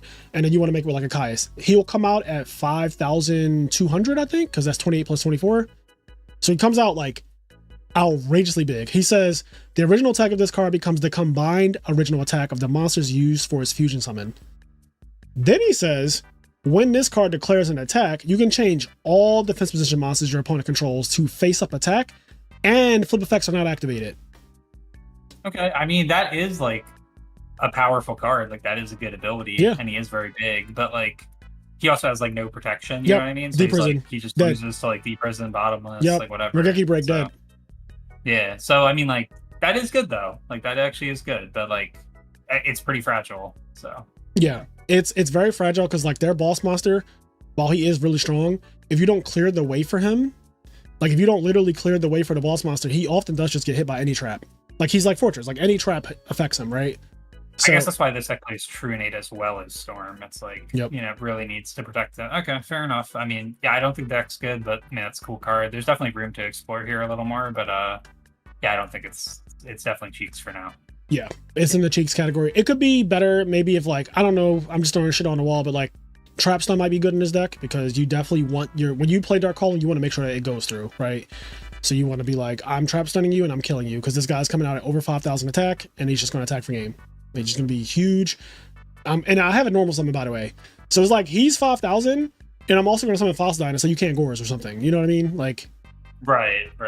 Can you release from Pebbles get Gaia Plate, or is Gaia Plate say you can't be special summoned? Or I don't know how. I'm pretty sure you can summon Gaia Plate, but let me just check since we are here. I'm saying that's also like a lot of damage. You know, if you got. You can do that because nothing about this card says. Like, it doesn't say you can't be special. Yeah, he says once per turn during your standby phase, banish one rock monster from your graveyard or send this to the grave. So he just has like a kind of a cost thing going on every turn on on your standby, so you can ignore that. You can special summon this card from your hand by banishing 2 rock monsters from your grave. And then he says if this card battles an opponent's monster, that monster's attack and defense become halved during damage calculation only. Another thing that people might not know, if this guy battles and they go honest, he recalcs and still wins the battle against honest. Oh, wow. That's crazy. Yeah, that's something that like nobody really knows. If you summon this guy again, attack a JD, like attack JD, and they go honest. So honest goes first. It gains 2,800 attack. So now JD is 5,800. And then this guy recalcs and halves that new attack. See, okay, wow, yeah, that's actually really powerful. I did not know that. I think you're dropping a lot of knowledge to the fans right now. I think it might win that battle, but you get the idea. Yeah, I think JD would win that battle still, but yeah, I get the idea though. Yeah. So it recalcs, which is really strong because like a more impressive example is Shura Kalut. Like Shura Kalut is actually kind of insane because you know that's one of the most quintessential things in Edison. Like Shura Kalut is very quintessential. So you just summon this guy, attack over Shura, and like if they Kalut, it's like, okay, your guy's 32, but then he goes to 16, so he still loses the battle. So just little shit like that. It has some cute things, but the deck as a whole, like the deck as a whole is just not something to write home. There. Yeah, exactly. Yeah, that's fair. Fuck you, Sack Phase. All right, talk about bro couldn't even guess the card and win the card. Sack Phase, how do I find that video? What do I type in? Sack Phase guess the card. Like, what do I? Oh, here it is. It's a card. Get the card. Go. All right. Is it a monster? Oh, yes. No, the card's 4 stars. Gaia. No. Is it 2 stars? No. 1 star? No. 3 stars? No. 6 stars? No. 7 stars? No. 8 stars? Yes. Is it Synchro? No. Blue Eyes? No. Is it 3,000 attack? No. Is it lower than 3,000 attack? Yes. Is it higher than 2,000 attack? Yes. Is it 2,500 attack? No. 2,400 attack? No. I don't know. Is it a spellcaster? No. Is it a dragon? No. It's an 8-star monster though. Yes. Oh my god. Oh, Titanial. No. I said Blue Eyes. Christia. No. Oh my god, is it an Edison card? Yes. What the fuck? I literally a zombie? Nope. Warrior? Nope. You're struggling so can't bad. think of any. I mean, you're guessing every 3 type in the seconds? game that isn't Nope, wrong. Can't think of it. Oh my god. I mean, you never guessed right. Oh, I was never getting that. That was never. I don't even remember that card. What do you mean? All right, Frazier. I was like, I was never getting that. Like literally, I was never like he could have done that for an hour. I was never ever guessing fucking Gaia plate as the monster he was, or as the card he was showing me. Never. So RIP. RIP to me. Anyway, so let's continue on, chat. Where are we at? Chaos Fairies.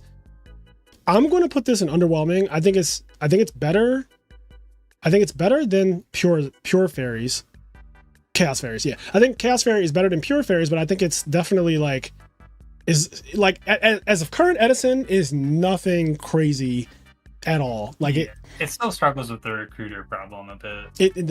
A lot of it. I think I might. Do I have a what is it called? Chaos Fairy? Do I have a Chaos Fairy in here? Let's see. Well, Carpath. I'm gonna have to go to Carpath's channel. So I don't think I have one on this dueling book. Let me go to Carpath channel real quick and see if I can find, or just like type in Chaos Fairy Edison. See if we can get a list. Oh, I did. Oh wait, this is pudding though, isn't it? This is pudding, so that's not the one I want. I want like a real Chaos Fairy deck. There is actually, if Format Library works, I might be able to find one. Because Carpath is on here, I think. Fairy. Alright. He was a fairy. Oh, Carpath, here we go. Perfect. This is the exact necklace I was talking about. Thank God. Somebody said, Panda said Carpath channel in this day and age is crazy. Yeah, Carpath, I don't know what happened, but like RIP to his channel because he's just stopped doing it. I mean, or maybe he's taking a long break. But he still has his winning deck from Deck Devastators in 2023. And it's this fairy deck that I still think is like leagues better than pure fairy, because if you look at it, you'll notice some things that it does that pure fairies doesn't. One, it just has more like pressure and less normal summons. Like it just straight. I think you said like it had 20 normal summons in the other build, right? 19, yeah, 19. 19 normal summons in the other build. So this one has less than that, like probably a good amount less. It has Battle Faders. It has Decree, which honestly, main decking Decree right now is not even bad. Like I actually think it's probably better now because there are more trap heavy decks going around. Like that Machina deck that I pulled up, the Hero Machina build was playing like a lot. Like, I think it was playing like 14 traps. Like it was playing a lot. Yeah, it was playing a fucking lot of traps. Yeah, let me see if I can find that again. I'm just gonna. So Machina. Who was it? It was this person. It was playing 14 traps. I was right. Because every row was 10 cards. Just by the way, so if you want to know how I knew that so fast, every row is 10 cards, and then there's 4. So it's playing 14 traps. A lot of decks, but this is not the only one. If I just look at a regular Blackwing deck, right? Like let me just type in like Blackwing. Like I'm just gonna choose the first Blackwing deck I see. 12 traps. I'm gonna look at another Blackwing deck. 15 traps. I'm gonna look at another Blackwing deck. 13 traps. I'm gonna look at one more Blackwing deck. 14 traps. I think you guys get the idea. Blackwings and a lot of other decks in this format actually just play, in my opinion, far too many traps. And I'm a frog player, so I'm not really the trap guy, but like far too many traps. And Carpath capitalized on that years ago when he noticed that a lot of decks were just playing way too many traps, and he's fucking out here playing what is it? Where's his build? He's playing Double Decree in the main deck, which I imagine it probably won him a lot of games just going in phase Decree on Blackwings. Like just G fucking G. That's an auto win right there. Yeah. G fucking G. Also games 2 and 3, like siding and Consecrated Light. So if they ever attack your recruiter, do you know how this works? So if Shura attacks a face down Shining Angel or Nova Summoner, Chainlink 1 is Shura because it's turn player. Right, Chainlink 2 is Angel, so you get the Consecrated, so then the Shura can't really solve because there's no Blackwings that aren't dark or whatever. Yep, you're exactly right.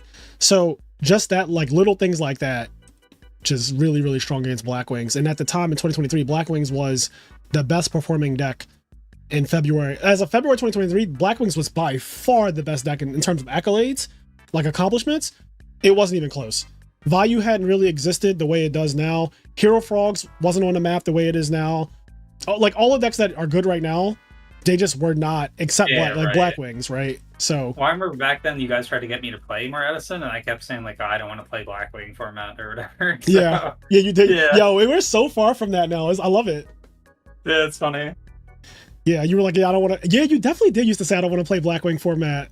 Yeah, because I wanted to play like GVs back then, but like GVs were just getting oppressed. There's just too many fucking Blackwings. So I'm like, all right, well, I'm out. Like, I love this format because at one point people did think that like, oh, it's just bird format, or oh, it's just Blackwing format, and it's not even close to being true. Blackwings does well like every 6 months. Blackwings did well. Ever changing, you know? Yeah. Blackwings won Anaheim. And like, you know, they get their tops, obviously, right? Like Blackwings they're always going to get their tops. But Blackwings won Anaheim, which was in December. And then I think they just won a tournament in June. I think that's the only tournament they've won all year. I think Blackwings won one tournament this year. And correct me if I'm wrong, but I'm pretty sure Blackwings won one major tournament this year. And the last time they won a tournament was in December. So like they get their win, they get like a win every 6 months. Whereas like Vayu and Hero Frogs, I think right now Hero Frogs has like 3 or 4 wins this year. Frog OTK has like 3 or 4 wins this year. Blackwing has 1. Now you got me in suspense. Like I was wondering where we were going to tier Blackwings. I'm going to be honest. I feel quite strongly about this Blackwings. Maybe we could talk about it. Yeah, we can talk about Blackwings. I feel like you're about to put it in strong contender and not top tier, and I feel like that might ruffle some feathers, if you know what I'm saying. So. Well, I just gonna have to wait and see. Okay, Psychic OTK. I'm gonna put in Underwhelming. I don't really care where it goes in Underwhelming. The deck is fun. Like it's definitely a fun deck to play. And it definitely can OTK you, absolutely. But in terms of like, again, if you had a tournament, Nationals is next week. You're either playing in the RBT or you're playing in NAWCQ. Whichever one you play in though, if you have never played the Psychic deck, you definitely can't pick it up right now to try to play it for Nationals. And even if you could pick it up to play, I don't know if you're giving yourself the best chance to like take home first place. So yeah, I just think it's not very good. It's underwhelming. Agree, yeah. It just has too many bad cards in the deck, to be honest. So. Yeah, and like if you want to OTK people, like if your goal is like I want to OTK people, like I really want to OTK people, come on, bro. Like, come on. Yeah, it's staring you in the face. Like if your goal is like I want to OTK people, like there is very clearly an answer if you want to OTK people. If you want a deck that can OTK people and it's also pretty consistent and also has like plays traps, so it plays more of like a grindy game. I think like if we're talking about the best of the best when it comes to that, Vayu Turbo, obviously top tier, right? Like, yeah, no question. I mean, there's too many accolades. There's a reason like a lot of top players like their go-to deck. Like, yes, it's got a ton of 1-ofs. It can sack you. Like, there's just, you know.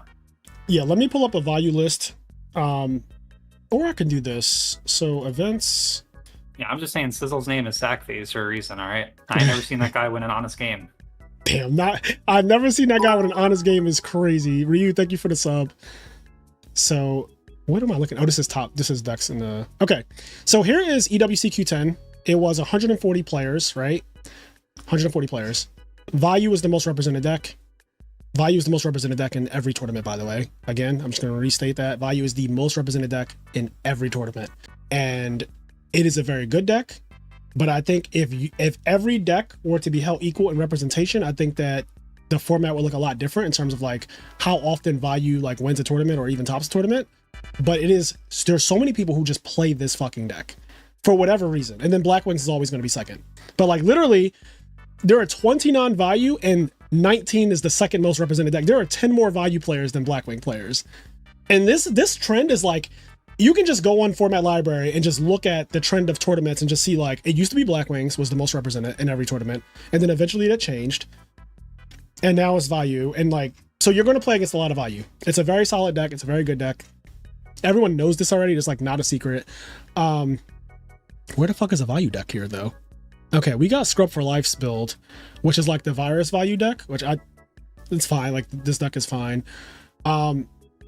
The deck is good. Like it's obviously a very good deck. It's the best Hamster Reiko Kai's deck. Like not even a question. It is the best Hamster Reiko Kai's deck. Let me check something. Do I have a Vayu deck in here? I assume I have to have a Vayu deck in here, right? There's probably definitely you have to have some Vayu. Yeah. All right. This is like, I don't know, a 2024 Vayu deck, right? Like, yeah, this looks like some older version, but I mean, it's still like you get the picture. Yeah, like honestly, everything is really here. If you want to play your Chaos Sorcerer, you can. If you want to play Charge Light Brigade, you can. Those are like the 2 cards that I see that are not in the deck. But like this, you know, this is a Vayu deck. This is what Vayu decks typically look like, and very strong deck, very solid deck. It's great at dueling. It's also great at sacking, but it's really, really good at going between. And the reason why it's so strong, it goes between literally OTKing or just like slowing the game down and playing like this very Just like, I'm attacking you with 4,000 damage or 2,300 every turn until you do something, and I have like traps to back it up. And, you know, it has that kind of vibe to it.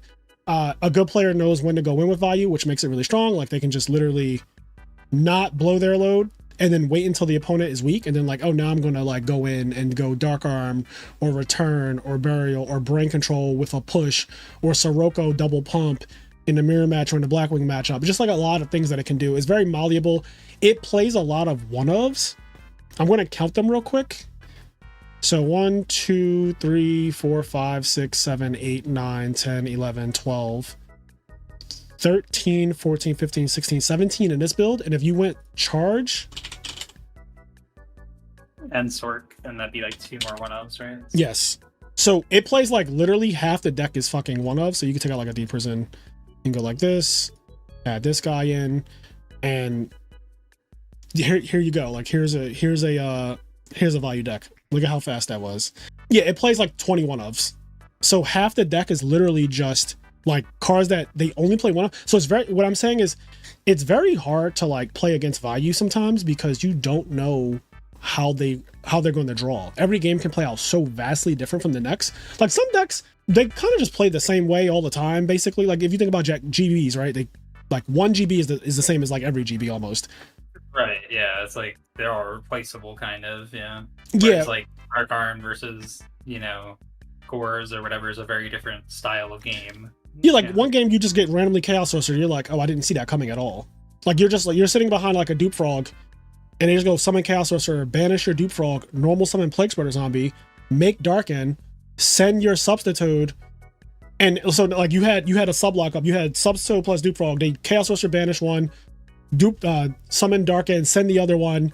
Oh, now I put a Chaos Sorcerer and a Plague in the Grave, summon Dark Arm, and it's like, what is happening? It's like what just happened to me? Like, and you feel like you got sacked, right? But the problem is like their deck is 21 of, so it's like they're gonna draw some of those, like, you know. Yeah, so I'm about to rearrange these. I hope you guys don't mind, but I just kind of want to see like all the one-offs just kind of like lined up. Like I've never really done this exercise, but I always talk about this. Like I literally talk about this like all the time about how this deck is just like a deck of one-ofs. And it's funny because my Hero Frog list is playing, I think, 22 or 23 one-ofs. Like the list that I play for Hero Frogs, I'm literally playing 22 or 23 one-ofs. I didn't notice that until I started getting all like hard about one-ofs and just how hard it is to play against the deck. So here we go. These top 2 rows, these 20 cards, these are all like one-ofs in this deck. And again, it just makes it really hard to play against this. Like you don't know how the game is going to go. Not to mention the deck is playing some of the most broken cards in the format. Like you're playing a Hamster Kai's engine, which we already know is one of the best engines in the format, probably second only to the Frog engine. And then you're also playing like Dark Arm and Chaos Sorcerer and Armageddonite and Greffer, like all these normal summons that I fucking hate, like Card Trooper and Gale. These guys are just ridiculously broken. So yeah, really, really powerful deck. Obviously Vayu goes in the top tier category. I think this year Vayu has won at least 2 majors. It won Orlando and it won Houston. So it has 2 wins this year. Really solid. It will probably get some more wins throughout the year, just like the other big 3 decks, just to kind of just do that thing, you know? So, okay, let's move on to VajalaFairies Underwhelming. I like this deck. I genuinely do. I think I actually have. You have a video, yeah, I know you do. I watched. You definitely have like a teach me how to cook or whatever. I think you brought that one guy on who did well at the. Yeah. Yeah. Okay, so I wanted to find Valhalla. I don't think I have it on this, but you're right. I do have a Valhalla deck somewhere. Valhalla Fairy. Yeah, I swear you either did like it was maybe it was Master and Disaster. I don't know, but yeah. Yeah, we got a Master and Disaster episode with it. So I played against this guy in top 8. He's an all-time high. Oh shit! I played against this guy who was using this list at YCS Niagara. So he got top 8 with VajalaFairies at an Ultimate Time Wizard, and he was my first opponent. So the whole night I was like literally sweating bullets thinking about this matchup, because I was like, yo, I was playing Hero Frogs, and I was like, yo, I don't know how this matchup is going to go, but I got to sit next to him in round 8, and he's playing as Televisual, who was on this. He was on this live stream earlier, the reigning world champion. I played like he played against Televisual, and when I looked over, I saw he had Consecrated Light, Imperial Iron Wall, and like a Christia and something else on the field to Sushant, who's playing Vayu Turbo, and Sushant just had like an Armageddon Knight, and I was like, oh no, like what is that deck? And then he obviously ended up winning that game, winning that set. He topped, and they were like, Frazier, you're paired against that deck tomorrow, and I was like, dear God, it summons Christia turn 1 because it literally just Valhalla Christia. So I was like, if he does that, I probably just lose. Like realistically, I don't think I'm going to win that game. I just have to hope that he doesn't do a whole lot of that. We ended up playing. It went to game 3. It was really, really close, really difficult. And the deck, I was really like hype on this deck after that experience.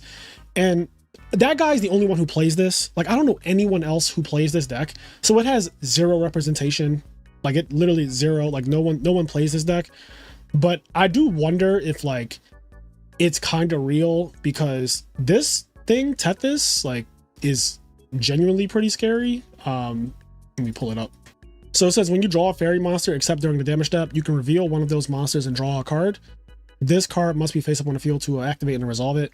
So basically, like the build, if you notice, is playing draw traps, and so it plays draw traps, right? It plays 2 legacy, 1 jar, but it also just draw phase. If you just draw a fairy in your draw phase, you can also just like reveal it and like start drawing cards off the top or whatever.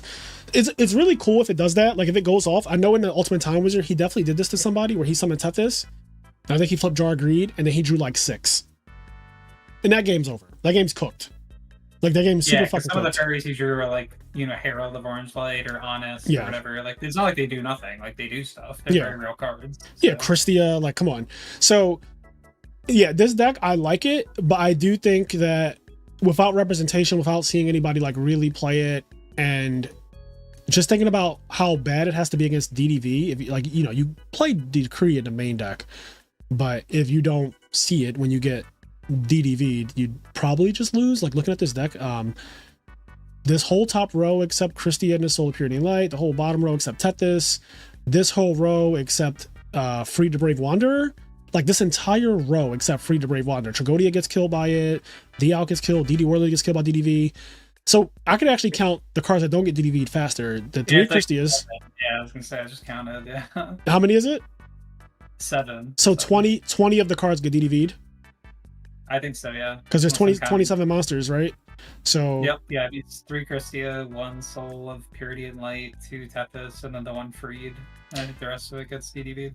Yeah, I think in a format where DDV in the Vayu deck, Vayu being the most popular deck in Edison, and then DDV being in the most standard build of Vayu, and having literally 20 Hecatrice is not 1600. I don't know where you just made that lie up from. Hecatrice is definitely fucking a 1500 monster that gets DDV'd. I was gonna say, I'm pretty sure that monster. Yeah, that's just completely wrong. But yeah, the deck just gets absolutely fucking blown to smithereens by DDV. 20 of the cards get DDV'd, which means that literally 50% of the deck gets DDV'd. And some of your cards are like draw traps, so they're like, you know what I mean? Like you can't even activate those if you get DDV early. Yeah. Or if you've already activated them, then like your deck's not 40 cards anymore, and then more ratio of your deck gets DDV'd. So like, it's all bad. Yeah. It's all bad. Stick the Whales is crazy, by the way. Stick the Whales is crazy. They're fighting in the chat.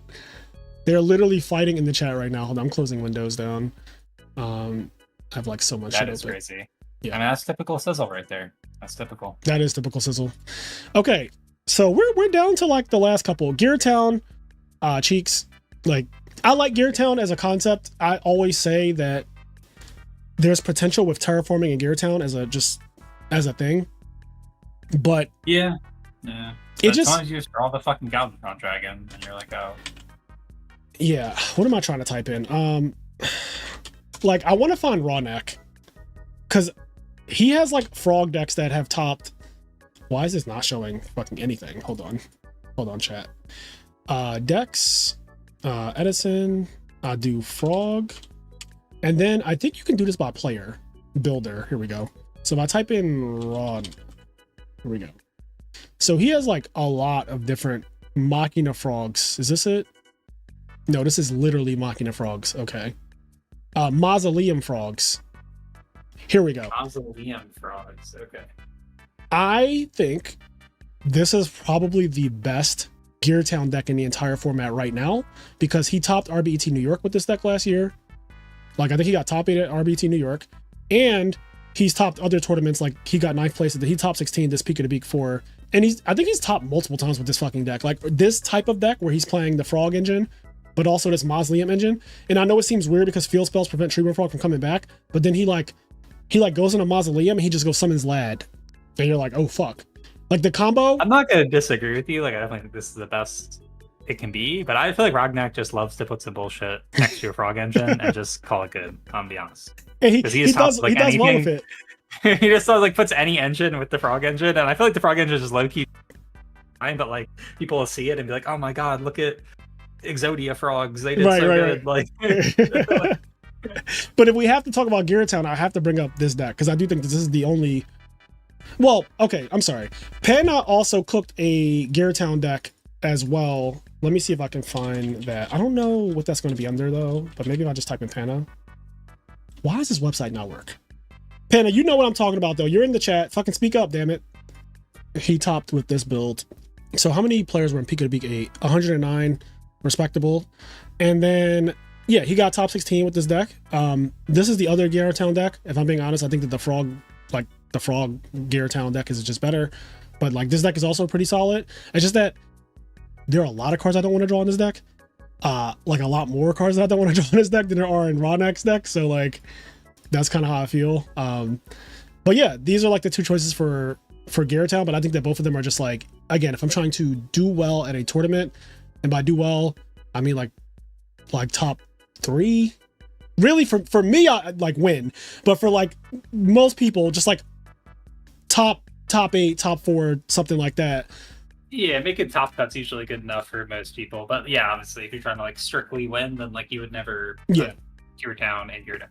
So yeah. Like just also Sizzle taught me this, but apparently if you fucking activate Dust Tornado against Garretown at any point, it just causes it to miss timing if you choose to set a card with Dust Tornado. I didn't know that. Like I know that now, but like I didn't know that at the time. So like literally if you just go, they go like set Garretown. Sunil Mohan, thank you for the sub. If they go set Garretown, you go, okay, I'm gonna activate Dust Tornado, and you choose to then set like from your hand reinforcement of the army, the Garretown won't activate because you set a card and it misses its timing because of that. That's so bad. Yeah, I think it's because the last thing to happen is you setting the card. Or whatever, yeah, right? So it's just like, so, but that just like makes Garretown so much worse than I ever thought it was. So Anna says, don't teach him the tricks. He doesn't want people to know. He said, don't teach him the tricks. All 200. He's never gonna top again without the Dust Tornado. Nah, he'll be fine. This is the man that cooked up whales. So, 250 people just got educated on Dust Tornado if they didn't know that. I didn't know that until a couple months ago. I'll be honest. I haven't played against the Garretown deck pretty much ever, and I saw a triple Dust Tornado, which is funny. Like I actually saw a triple Dust in Frogs, but just had no idea. So anyway, all right, what do we got? Like 1, 2. Oh, Chain Burn. We're gonna put Chain Burn in Cheeks.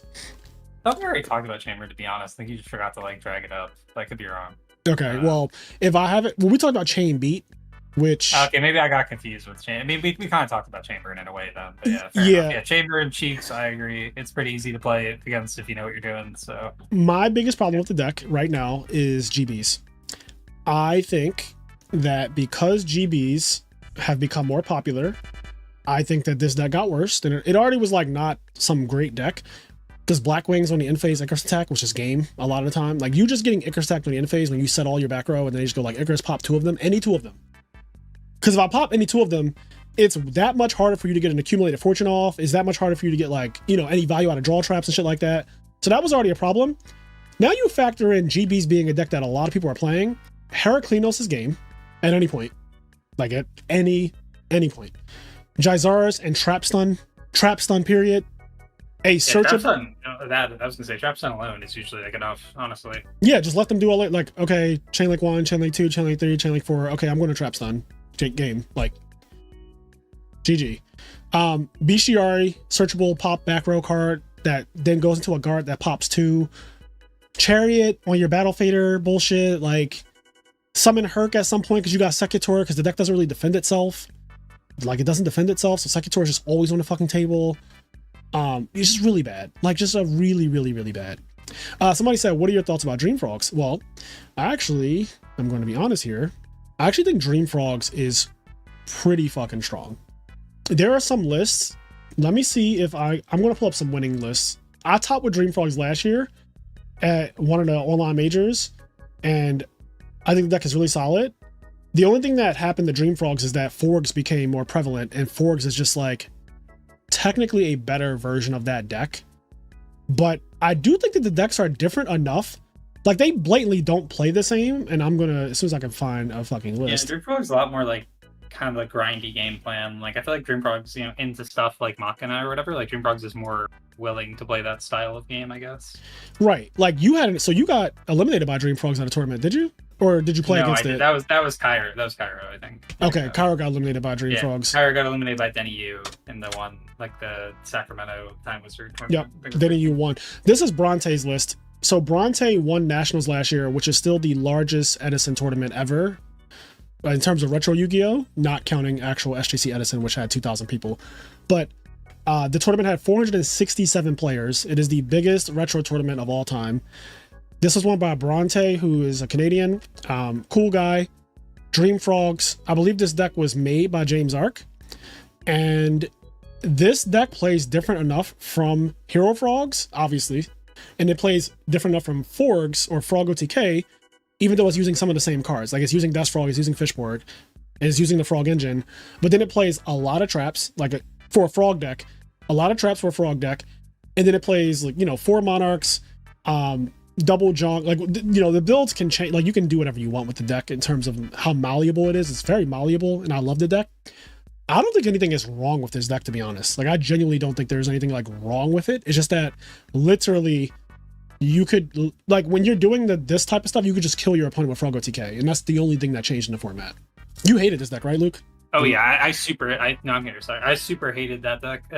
I'm glad that I guess I'm not really glad that Frog OTK is more popular, because I also kind of don't like playing as Frog OTK. But yeah, this deck because I like to play for card advantage. I'm kind of usually a more conservative player, and I like to kind of play longer games. But this deck just runs you over the coals if you try to outgrind it. You're not beating double salvage, double pot of avarice. The Frog Engine inherently gets pluses every turn with Treeborn and substitute and stuff. It's kind of a joke to try to outgrind this deck with a normal Blackwing or Machina deck, or the style deck that the normal summon style decks, the Stratos decks of the world. Yeah, I dare say this Dream Frogs might be the absolute best grind deck in the entire format. Yeah, it's almost oppressively grindy. It's so hard to really outvalue it, so you really can't attack it from that angle. I remember I think I was watching a game at Sacramento where Denny got literally possessed Dark Spirited. Somebody took his entire fucking board, and then he still just was somehow plus after that. And I'm what do you mean you're plus after that? They just stole your board. Yeah, what? It is. I'm going to open up Denny's list now. So this is Denny Yu's list that won Ultimate Time Wizard Sacramento. Right after, by the way. So Dream Frogs won 2 tournaments in a row. And this is Denny's build, which he's not playing double Junk Synchron. He's not playing double Fishwork Blaster. And he's not playing as many traps. What he's doing instead is he sped the deck up by playing triple Upstart, triple Pot of Avarice instead of 2 Pot of Avarices. He plays no salvages. But he upped the tribute summon count. So if you notice in the other build, there was 4 Monarchs basically, and that was it. Denny's build is more Monarch and a Lad to just kind of I just want to end games, I guess, a little bit faster, because his whole thing is I'm not trying to grind as much. If you don't play trap cards are assigned I'm trying to grind. So this build is more grindy. This build is more I am trying to actually just end you. They both can Colossal Army Arm you, because they play Fishborg and Death Frog, and so with 6 cards they can just Colossal Army Arm you at any point. If they just have 6 cards, you can just randomly get Colossal Army Armed if they have access to Fishborg and Substitute. So they have that on the table at all times. It has a really good matchup against other Frog decks typically. Against Hero Frogs, this deck does pretty well. Against Frog Monarchs, is just the Frog Monarchs are a joke. And then against a lot of the other decks that just Machina control, just no shot in the world. I remember you were playing Blackwings and Kara was playing Blackwings for a couple tournaments, and I think you played against that deck at RBT Maryland last year. I did, yeah. I played against this a couple times, and either online or in person. And like with Blackwings, then I would say Blackwings is pretty unfavored in this matchup for the most part. You kind of need to like cheese them, like you need to draw a Whirlwind and kill them really fast, or you need to draw like specific hate cards post board and have them go unanswered, like a Dinah at a good time or whatever, that kind of thing. But I mean, this deck just like has a lot of outs to that kind of thing, like you're playing triple or Geki Break and stuff like that. So yeah, it's really unpleasant to play against. And they used to say, why do you call it Dream Frogs? It was because after the 4th dupe block, your opponent falls asleep. So that's kind of like, that's where the name, if you were wondering why it's called Dream Frogs, it's literally because after the 4th dupe block, your opponent will literally fall asleep. Okay, so Pure Lightsworn, I'm actually having a hard time placing this because Christiasworn and Pure Lightsworn, they're kind of giving me like, what have you done for me lately? Yeah. I want to put them both here. And Solid Sleeper. Okay, that's what I was feeling as well for them. So I'm glad like, we better than a lot of these decks. Like, don't get me. Yeah, I would probably like if these tiers were actually ordered, they would be like towards the top or whatever. But right. We haven't been like that strict with ordering the tiers really. Yeah, I don't really care to order the tiers if I'm being completely honest. But like, it's like Lightsworn, Christiasworn. There's let me put them together. They're solid. They're not sleepers. Like, no one is sleeping on them. Like, people know that they're a deck. Like, no one's surprised when they sit down and their opponent starts playing fucking Solar Recharge and shit. But like, they just haven't done, like, what have you done for me lately is kind of how I'm feeling in 2025. Like, they haven't won any tournaments. Twilight has been carrying for the whole Lightsworn people. Like, all the Sworn decks, of all the Sworns. Right. Twilight's been the most impressive lately for sure. Twilight has been carrying for the Sworns. I will do the favor of pulling up some, list of Lightsworn, but like, again, it just hasn't been what I would consider to be like some kind of strong contender lately. Like, when has Lightsworn won? Like, can somebody point me to a time? I can't remember when Lightsworn actually won, I'm gonna be honest. This is Twilight, so again, it's even kind of hard to find like fucking Lightsworn sometimes. Yeah, I think people just have abandoned the pure Lightsworn a little bit. They know. I don't even know what this is. What is this tournament? This had 100 players. Okay, I'll respect that. So, did I close it? I did. 1 second. So this was in January. It got top 16 in January, and like, it's pure Lightsworn deck. Tech Hamster in here. This deck, like, I don't think anything is wrong. It's like, I didn't put it in underwhelming.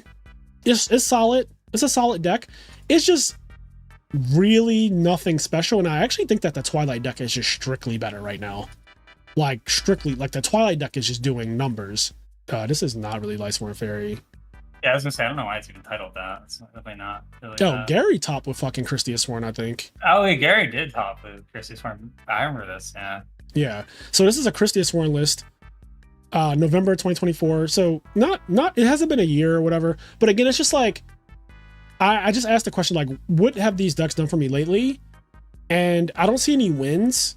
Like, okay, I typed in Lightsworn. I'm just going to go through and see when's the last time it won a tournament. Okay, so like never. Is the answer never? Yeah, yeah, that's what I was going to say. Like, is the answer never? I don't think. I don't know if this search engine. I feel like the search is not really working. But to the point, Lightsworn, Christiasworn, they're solid. Like, they're solid decks. Like, I'm not mad if you're playing those decks. Like, they're fine. Oh, there we go. Sizzle said Dan Rose, Niagara Falls. Christiasworn still the only Lightsworn variant to win an Ultimate Time Wizard. I think it's the only Lightsworn deck to win a tournament, period, though. Like, Dan Rose's 44 card Christiasworn deck ever. Like, I don't think a Lightsworn deck has ever, like, any kind of Sworn deck. I don't think any kind of Sworn deck has ever won a tournament outside of literally, first of all, Christiasworn. Second of all, Dan Rose, unless I might be forgetting one, but like, y'all let me know, Okay, yeah. Look at the decks at the end here. We got some really strong decks at the end here. We got some heaters at the end. Yes, we got some heaters. So I'm just gonna tier this real quick. Hero Frogs. So, okay, my personal belief, I think Hero Frogs is the absolute best deck in Edison format. I think in terms of actually like not having a bricking problem, being consistent, strong matchups across the board, I think is the overall best deck. Like, flat out, just the number one deck. I think that there are other decks that are good. Like, I think Vayu and Blackwing, stuff like that, GBs, whatever. Like, all these decks up here, strong contender, all good decks. If you've been paying attention, I want to say out of the last 4 majors, Hero Frogs has won 3 of them. I could barely get my fingers to do that. So let me. I was gonna say that was a struggle right It there. was a fucking huge. Out of the last 4 majors, I want to say Hero Frogs has won 3 of them, and I think that one of the things that you have to take into consideration, Hero Frogs doesn't have nearly as many entrants as Vayu or Blackwings, like ever. Like it never has that. Right, so the conversion rate is really, really high. Hero Frogs probably has, because Hero Frogs is the second most winning deck in all of Edison. Vayu is the number 1, and Hero Frogs has the second most wins in all of Edison. But I think in context, Hero Frogs doesn't have even half the entrants of Vayu, like for one, right? So like take that part into consideration. Where's Hero Frog? Hero Frog has 7 entrants. 7 out of how many people? 140. Okay, so that's not even 10% of the field. That's Yeah, 7 people entered. Siberia, Hero Frogs, like they took the whole thing down. RBET Vegas was like right around this time as well. Hero Frogs was a mirror match in the finals of the last RBET that had a top cut. I'm pretty sure the last RBT that had a top cut playoffs was a Hero Frog mirror match in the finals. And then Italian Nationals, or the Italian Ultimate Time Wizard that just happened, Hero Frogs won that as well. So like in the last, like literally in the last 40 days or some shit, Hero Frogs has won 3 major tournaments. Like it won the Italian Nationals or Ultimate Time Wizard, whatever that tournament was in Italy. It won that. It won this EWCQ, and it won the last RBET that had a top cut. Not to mention last year, like I won a major with it. Other people won majors with it. Steve Silverman won a major with it. Like before that, you had, what's his name? Oscar Zelaya won a major with it. Like it's a very, very, very, very, very strong deck. And I think that one of the strengths it has over all other Frog decks, including Forgs, is that siding against this, and I talked to Sizzle about this too, siding against this is actually really difficult as opposed to every other Frog deck. Like it's way easier to just side like, oh, if I just have Mask Restrict, or if I just have like DD Crow or Deck Devi or Pulling the Rug, all the other Frog decks can get like really fucking destroyed by side deck cards way easier than Hero Frogs can. Hero Frogs has a resilience to Mask Restrict because it has Junk Synchron, it has 0. I don't give a fuck about Mask Restrict. Like if you Mask Restrict, congratulations. First of all, you better be Mask Restricting in the very beginning of the game, because if you do that at any point that's not literally in the beginning of the game, it's not going to be as effective, because now the deck is already kind of like set up. God forbid it's after I already substitute a combo, because then I don't even, like, what are we doing? You don't really need it, yeah. But like with the Raigeki breaks and the Miracle Fusions and the Junk Synchron, it has a lot of plays past like tributing, right? Then you think about cards like Pulling the Rug. Pulling the Rug is very susceptible to Unifrog. It's very susceptible to Absolute Zero. Again, like just literally Absolute Zero being a fucking card. Like Pulling the Rug is not a linchpin. DDV is also really only good against Hero Frogs in game 1. Like honestly, and even then, it really depends. You have to draw it early, exactly. Yeah. Yeah, you have to do it really early. So yeah, it has like a very strong game 2 and 3, where I feel like the other Frog decks, especially like when I think about Frog OTK is outrageously powerful. But after game 1, the deck that it sides into is nowhere near is nowhere near as good. Like that fucking like fake Dream Frog deck that it becomes in games 2 and 3 is like so much more underwhelming than Hero Frogs. And like if you're a Frog player, or if honestly you're just a Yu-Gi-Oh player who understands the game, just understands Edison, you just feel it immediately. Like it feels so underwhelming when you're not doing I'm just trying to kill you deck. Like when you switch it into like that slow, like let's pull up the let me pull up a Frog OTK deck real quick. Let's see, decks. So like I think in general a lot of people, especially men, are visual creatures, so we see things and then we understand them better. So if I pull up Diego's winning list, which is the most successful list, this is Alistair's list, the most successful Frog OTK list sides into this deck. It like takes out the OTK part and it sides into this thing. And this deck is cute, but it is like so much worse than literally every other Frog deck when it does this. And it is my biggest gripe with the deck. Like I love the deck because it's really fun to play. It's like the pinnacle of Frogs in terms of just like ceiling. No deck is fucking with this deck, like in terms of ceiling. But Edison is not just about like, oh, my ceiling is the highest. Like It's just not. Right. Yeah, consistency and like, you know, matchups and like things like that matter a lot too. Yeah, resiliency to side deck cards matters. Like you play more games 2 and 3. You play more games 2 and 3 than you play game 1. I think Hero Frogs is a strictly better deck overall because of your resiliency all 3 games. I think all 3 games, the GB matchup, I think Hero Frogs beats GBs. I think it's a winning matchup for GBs. I think that matchup is literally like 60-40. So it has unlike pretty much every other frog deck, I think the matchup against GBs is just strictly better than every other frog deck, and I don't even think it's close. I think this deck just does way better against GBs. More popular, you know, that's more and more important. So yeah, like this deck, literally a GB killer. Blackwing matchup. Blackwing's probably like the closest deck in terms of out of the top decks. What deck gives Hero Frogs the biggest problem is probably Blackwings. It's definitely not Vayu, because I think Hero Frogs naturally just beats Vayu. Sizzle also agrees. He thinks that the worst matchup for Vayu in the entire format is Hero Frogs.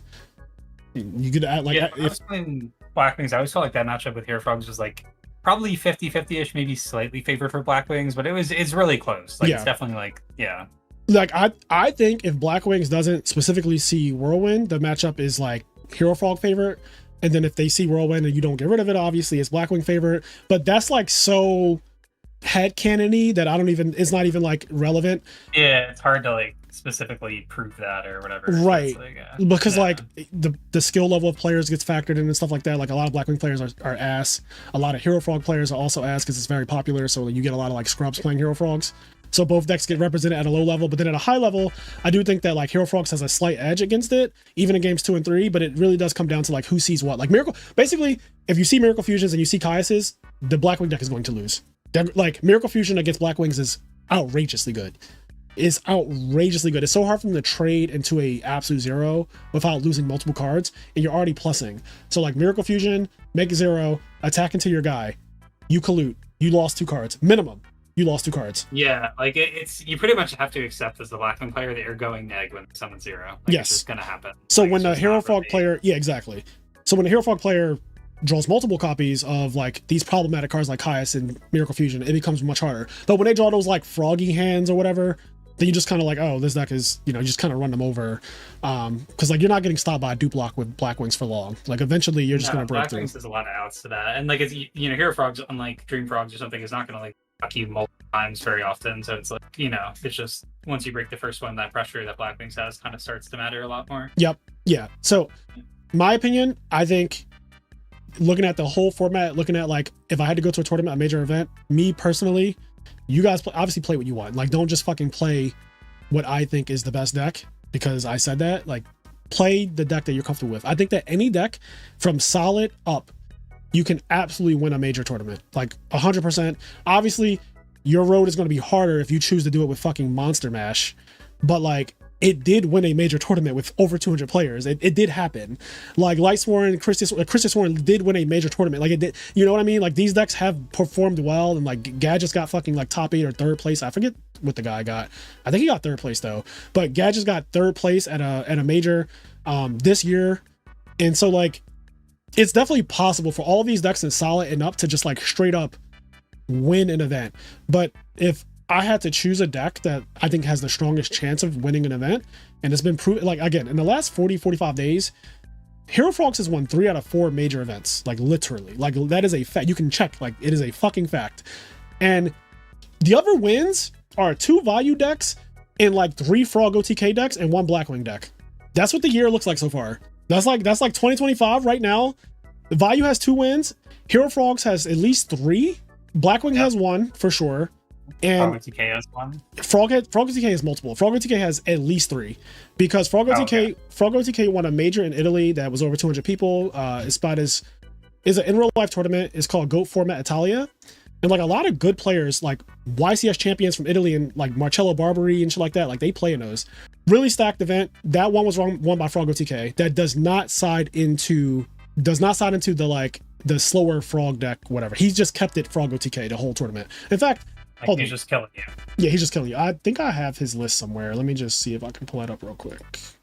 So this is the list that this was 193 players. So literally bigger than some of the Ultimate Time Wizards. It's actually bigger than the Ultimate Time Wizard in Sacramento. is bigger than the Ultimate Time Wizard it's bigger than multiple Ultimate Time Wizards. 193 players. This was an in real life event. Yugioh is the guy who won.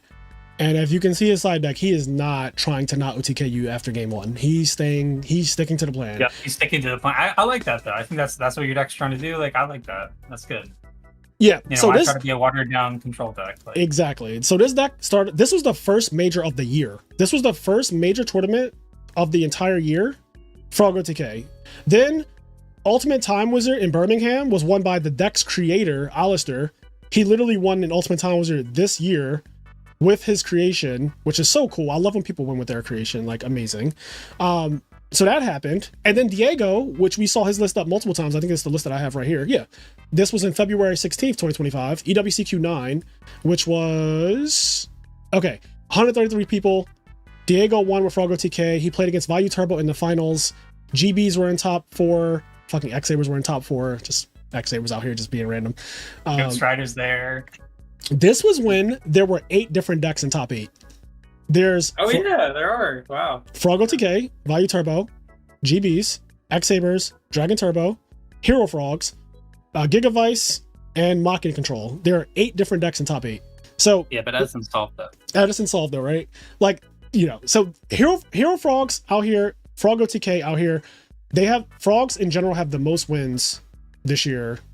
And like it's not close, but if you want to separate Hero Frog from Frog OTK, which like fine, because I separate Blackwings from Vayu, obviously. They both have 3 major wins this year, and that's the first half of the year. So now we're in the second half of the year. Obviously, anything can happen, but like I do think, just even if we're looking at results, especially when you consider conversion rates, how many people do you think are entering a tournament with Frog OTK? I mean, not as many as fucking Vayu. I'll tell you that. Yeah, like not even close. Like not even close. In fact, I think that we could find this out, right? Because if I click on Diego and I go to EWCQ9 and we come down here, so Blackwing, Vayu, Gigavice, Hero Frog, Glad Beast, Frog OTK. Frog OTK had 9 players in the tournament out of 133. So what is that? I'm gonna do some quick. It's less than 10% again. I'll tell you that. Yeah, 33. So 6.7%.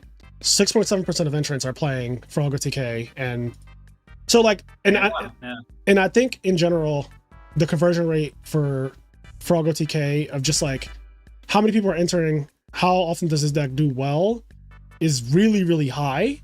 Like I imagine the same thing is true for like Europe, like where Alistair won. I imagine the same thing is true for like the Frog OTK deck that I had on a stream. This one, 193 players. He might have been the only one. No, actually, another guy did top 8. There was another Frog OTK deck that top 8 at this major. Anyway, I think I kind of proved my point is that like I believe, and also the results are kind of showing that like in general, I think that frogs are the best deck in all of Edison. And I think that like it doesn't have as many entrants as the bird decks, but it has so many wins, so many tops, way less representation. Do with that information what you will. Okay, Gigavice is really weird. Like I was gonna say, I feel like this one you talked about a little bit earlier. It's really worse weird than Amaryllis. So like, it's is it a worse tier worse than Amaryllis? Is it like in the same tier? Like, how are we feeling? Like, I don't know. I would say is probably at the top of like here, like but, solid sleeper. But only if it's your fucking day. Like, right, you need like this is kind of like a casino deck. Like it's kind of like you're playing Lightsworn. Bro, the fucking hands that this deck draws. Some of them are literally game. Like some of them are literally game. And some of them are literally game for you. Like you don't get to play. I want to show this on stream because I remember you did a video, Gigavice, like right after it became popular, and like you drew some of the worst fucking hands I've ever seen in my life. It was like so fucking unbelievably bad. Me and Kenny did a Master and Disaster 3 weeks ago. Here we go. I found it. I want to show this because we played against Gigavice and we won game 1 because he just kind of drew like Cyber Valley and nothing. If this ever decides to play. I think YouTube is like trying to play you ads right now. That's exactly what's happening. It's just not happening. But so we play against like Gigavice. We end up winning game 1. And then I'm pretty sure game 2. Like, okay, so we win game 1, right? Like we beat him game 1. Yeah, like 0 diff, like you put P-Brecht, whatever, yeah. Look at game 2, chat, real quick. I'm gonna put the playback speed on like 1.5. So you don't have to like actually sit through. Look at game 2. Just like look at this game too. This is so not okay. Mind you, game one he didn't play cards. Game one he didn't. I'll show you the replay. He did not play cards game one. He just summoned Cyber Valley and lost. Like there was nothing in game one. This is like on video. Gigavice, Supervise, yep. Get Lone Fire, Tribute, bring out Copy Plant. 66 equals 100 or whatever the kids say. Bring back this, yep. 66 equals 100. That's what they say. They say 66 equals 100. So 66 equals 100. He got the super. I don't like that you can. I don't like that you can just there. By the way, like I don't like that. This is turn one. I haven't taken a turn. I have not taken a single turn. You might as well not even try to take a turn at this point. I'm not. Oh, I'm actually not. I'm not going to take. I'm going to choose to not take a turn. But look at his ending field. Just like good. He's not done. He's not done. Oh, there's more. Why would I? Because why would I be done? Why would I be done? Oh, okay. So so like the variance in how QuickDraw plays out, or not QuickDraw, fucking Gigavice plays out is just crazy. Like, yeah, it's OD how bad this deck can like draw, but then it's also outrageously ignorant when it doesn't draw like that. I want to see. I think me and Kenny probably watched the replay. Okay, here we go. Let's watch the replay of game one. So here's the replay of game one. You drew that fucking copy plant. Yep. So like, oh, hold on. Let me go back. Can I see? I want to see when like it first starts. So like, look at his hand. Like look at his hand. These are cards that the deck plays. Like I'm not making up shit to shit on Gigavice. I really am not. These are like, look at his fucking hand. Like, what is this? Yeah, like this is a hand you can draw. Like that's totally legitimate. Yep. And don't worry about the GBs because I drew bad too. But I'm playing GB, so cut me a break, right? Like this is not frogs. This is GBs. But like. Luckily for him, I fucking brick too, because he got turns. Like he got fucking turns to draw this shit. But the fact that he got turns and this is his hand, he didn't play anything. Somebody said that hand looks like he's sorting bulk.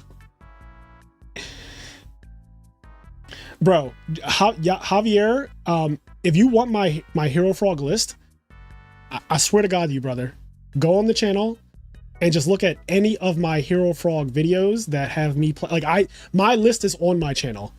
Like my Hero Frog list is I literally won a YCS with my Hero Frog list. It's the exact same list. It's the exact same list. I'm not capping. It's the exact same list. You can literally type in Frazier Smith YCS Indie winner and you will find my list. Like you can get my list. It's on the internet in many places. You can 100% find my list. So anyway, like yep, we go pop. Attack, he threatening roars, I trap stun, say no to drugs.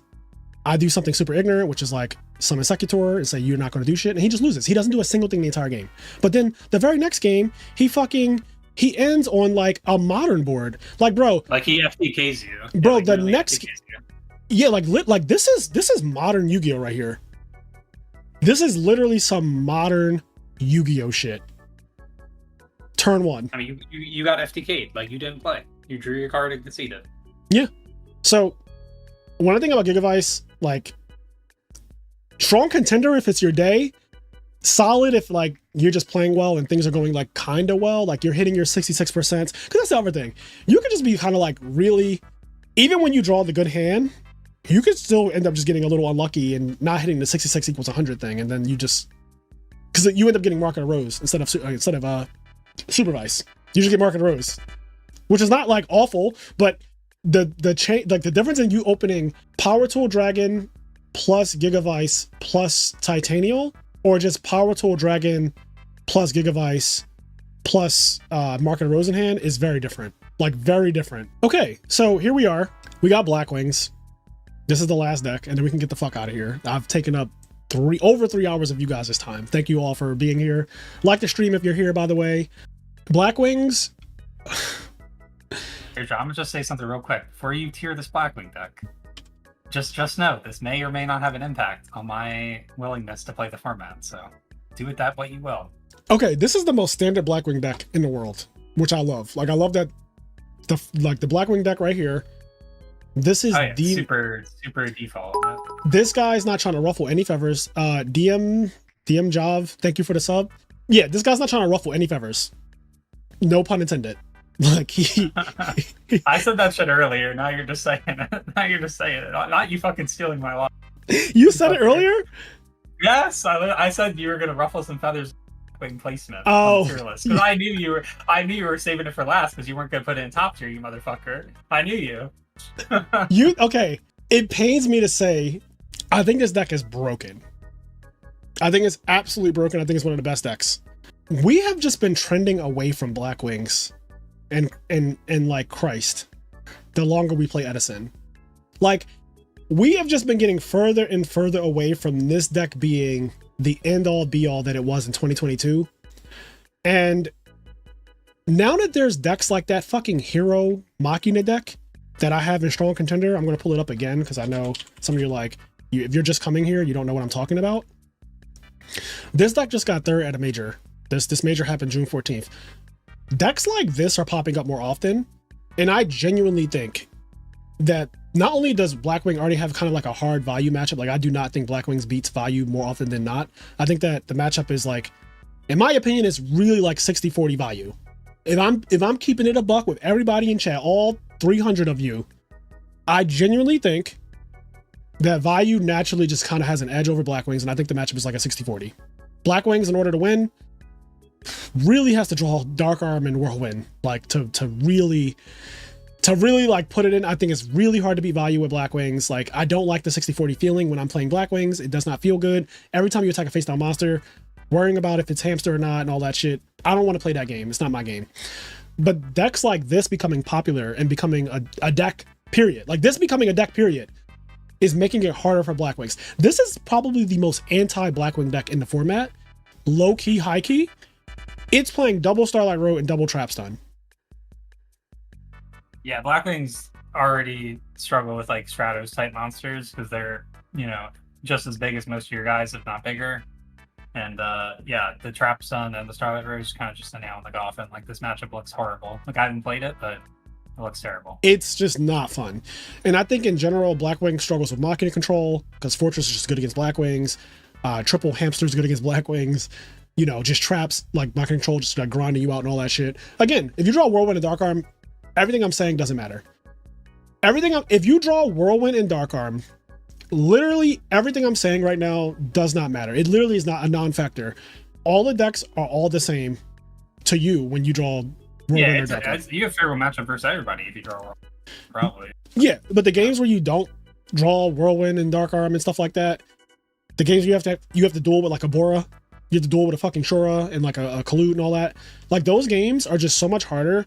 And a skilled player, like skilled Blackwing players, are consistent at what they do. And you've seen them do well, you've seen them top. But if you've noticed, the decks that have been winning in Edison format for the last 2 years, which is when Edison became like real, the last 2 years, Blackwings has been having a hard time like getting actual wins specifically compared to Vayu and Hero Frogs. It still is the third most winning deck in the last 2 years, I'm pretty sure. But like, I just told you guys, like right now, Frogs has 6 major wins this year. Vayu has 2 and Blackwings has 1. And I think that's kind of the trend of Edison with wins, is like, you just don't really see Blackwings like winning tournaments often. It's kind of like an every 6 month thing. Like, I genuinely think like every 6 months Blackwings wins a tournament, and everybody just kind of like doesn't really care because it's Blackwings. Like, we kind of just like, oh, okay, Blackwings won. It's not a surprise. Like, you're not surprised when Blackwings wins, but you're not exactly excited for it. Yeah, it's kind of just a boring deck. Like, it does what it does well, but it's not very exciting. It doesn't get the people going. Yeah, it's not a bad deck. And if you said I have to play Nationals next week, I would tell you that you could absolutely play Blackwings. If you told me, if you told me next week you're playing in RBT in Indianapolis, if you told me you're going to the NAWCQ, the Ultimate Time Wizard in Indianapolis, and you needed a deck, and you haven't really been playing that much, but you kind of just want to pick up something this week and start grinding, Blackwings. It is the best deck if you just want like results without having to put in a lot of work. If you're just fundamentally a solid Yu-Gi-Oh player, you can absolutely do so well with Blackwings. Like, if you're just fundamentally solid at Yu-Gi-Oh, this is a good deck. If you are bad, this is not going to carry you if you're bad, though. I promise you. Like, it's not, because it's not as strong as it once was, because the other decks in the format now have gotten so much better that Blackwings doesn't stand out as like this super oppressive deck like it did in 2022. Remember when you called it Blackwing format? Yeah, no, I used to think like Blackwings are like oppressively good and like it was like the best deck by a lot and stuff like that. And these days, yeah, it's definitely not in that realm at all. Like it's a solid deck. Like you said, it can do well and you can definitely win with it.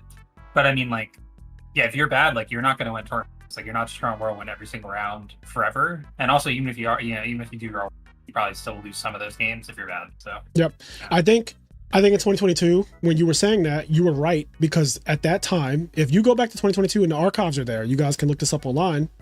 Blackwings was dominating so bad in 2022. Like, it was disgusting. There were top fours where the entire top four was Blackwing. Like, that's how bad it was getting. It looked really dark for Edison format in 2022. Towards the end of the year, 2022 was like, yo, Blackwing's just doing everything. Like, they're winning every tournament. They're taking up the most top spots in every tournament. Like, this is before Vayu and Hero Frogs came on the scene for real. Hero Frogs was like, I think it had like one top period in 2022, and then Vayu, I don't even know where Vayu was in 2022, but it was a deck that people knew about, but it wasn't what it became. Like, it wasn't even playing. Vayu didn't used to play Return. Vayu didn't used to play Necro Gardener. There was a period where they were playing like Spirit Reaper and bullshit. Decks have evolved. Blackwings, I won't say they haven't evolved. They haven't evolved as much. The only evolution to Blackwings in the last several years is fucking draw traps. Yeah, I think draw traps are quite good, don't get me wrong, but it's definitely not like changing the power level or the way the deck functions on the same scale as like, Vayu putting those cards in like Return or whatever, right. That kind of thing. So, I say all of that to say, I think Blackwings is great, but I'm going to put it in top of strong contender. It is a strong contender, but it is not top tier to me at this point. It pains me, but I think you're right. As you usually are. I kind of agree with you, but it pains me. Like, Blackwings is one of the decks that I played the most in tournament, and I playing it. You topped an RBET and an Ultimate Time was your last year back to back, right? Yeah, I mean, for the record, I've only played 2 in-person tournaments ever, and those were the 2, and I played Blackwings in both of them. I think my combined record in those tournaments, I don't know, 17-3 or something with Blackwings, something like that. Yeah, so. You topped an RBET and an Ultimate Time was your back to back, Luke. And you played Blackwings both times with like 5 draw traps or some shit. You're one of the best Yu-Gi-Oh players ever. You have top YCSs, you've topped ARGs, you were on the top nationals, yeah. You top nationals, you were on the Pro Tour and Magic the Gathering. You know how to play card games, you know how to play Yu-Gi-Oh! You understand card games at a very high level. Like, when I'm talking to you, I'm talking to a peer. And right. Yeah, I mean, like you said earlier, I think like, Blackwing's kind of like a fundamentals deck. Like, I think like I have really good fundamentals in Yu-Gi-Oh! Like, I don't play the front nearly as much as some other people, so it's a deck that like words good fundamentals, but that can only take you so far. When you run into like really good frog players or really good like Vayu players, you kind of feel at a disadvantage, even if like you're playing perfectly. Like, it feels bad sometimes. So yeah, Blackwings, I mean, strong contender always, and I think that all of the decks from solid / sleeper up, like strong all 3 of these tiers, they all can win. All three of these tiers you can win. But I think as you go up, it becomes easier to win. Like, it becomes easier to win as you go up, right? So like, I mean, literally that is the truth. Literally looking at the tier list though.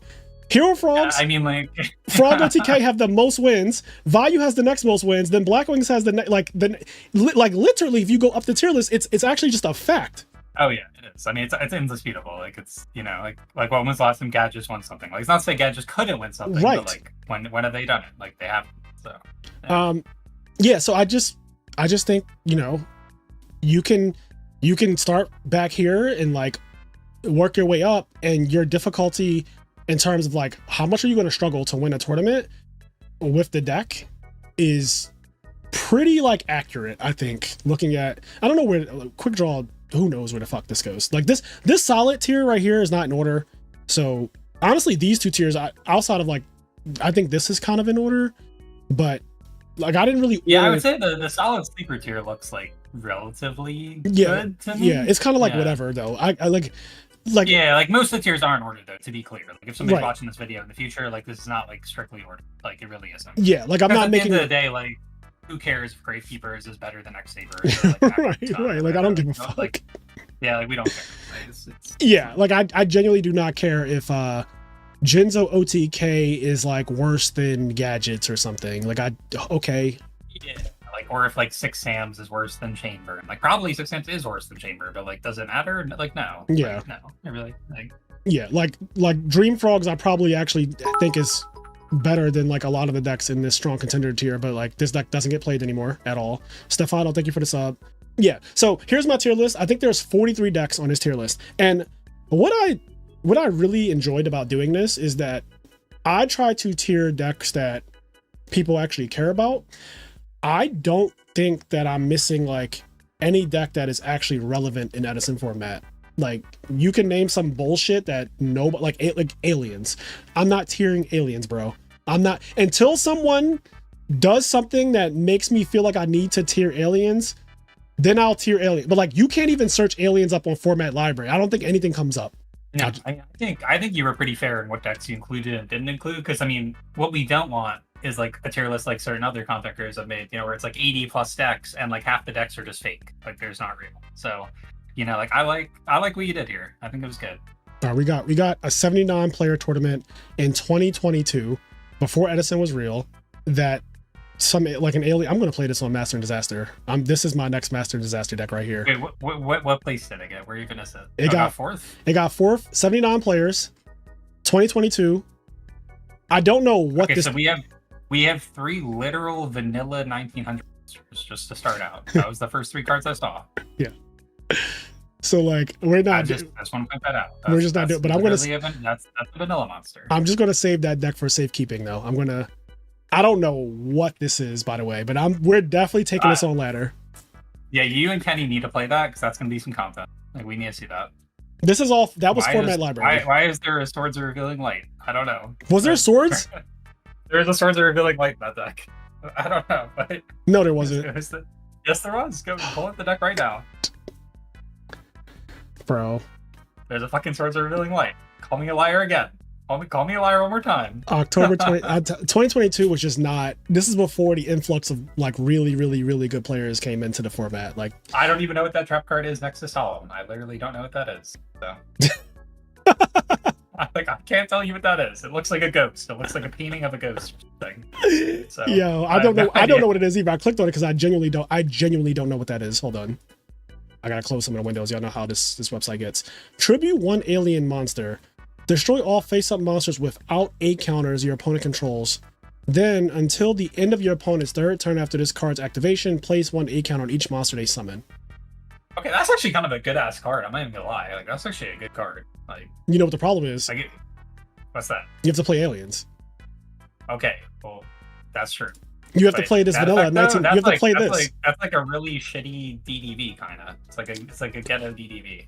Yeah, this is definitely a DDV at home. Like it's really not even close. But Great Koki, thank you for the sub. It's not even DDV at home if we're being honest. You see the templating though. Like they tried to mimic the DDV with the third turn after this card's activation or whatever, like that shit. Like I mean, it's called virus. It literally planet pollutant virus. But anyway, so this is the tier list, guys. Thank you for watching, and thank you, Luke, for commentating. Also, thank you to Sushant, aka Televisual, our reigning world champion, for also stopping by earlier in the episode. Yeah, this will be posted on the channel as a video.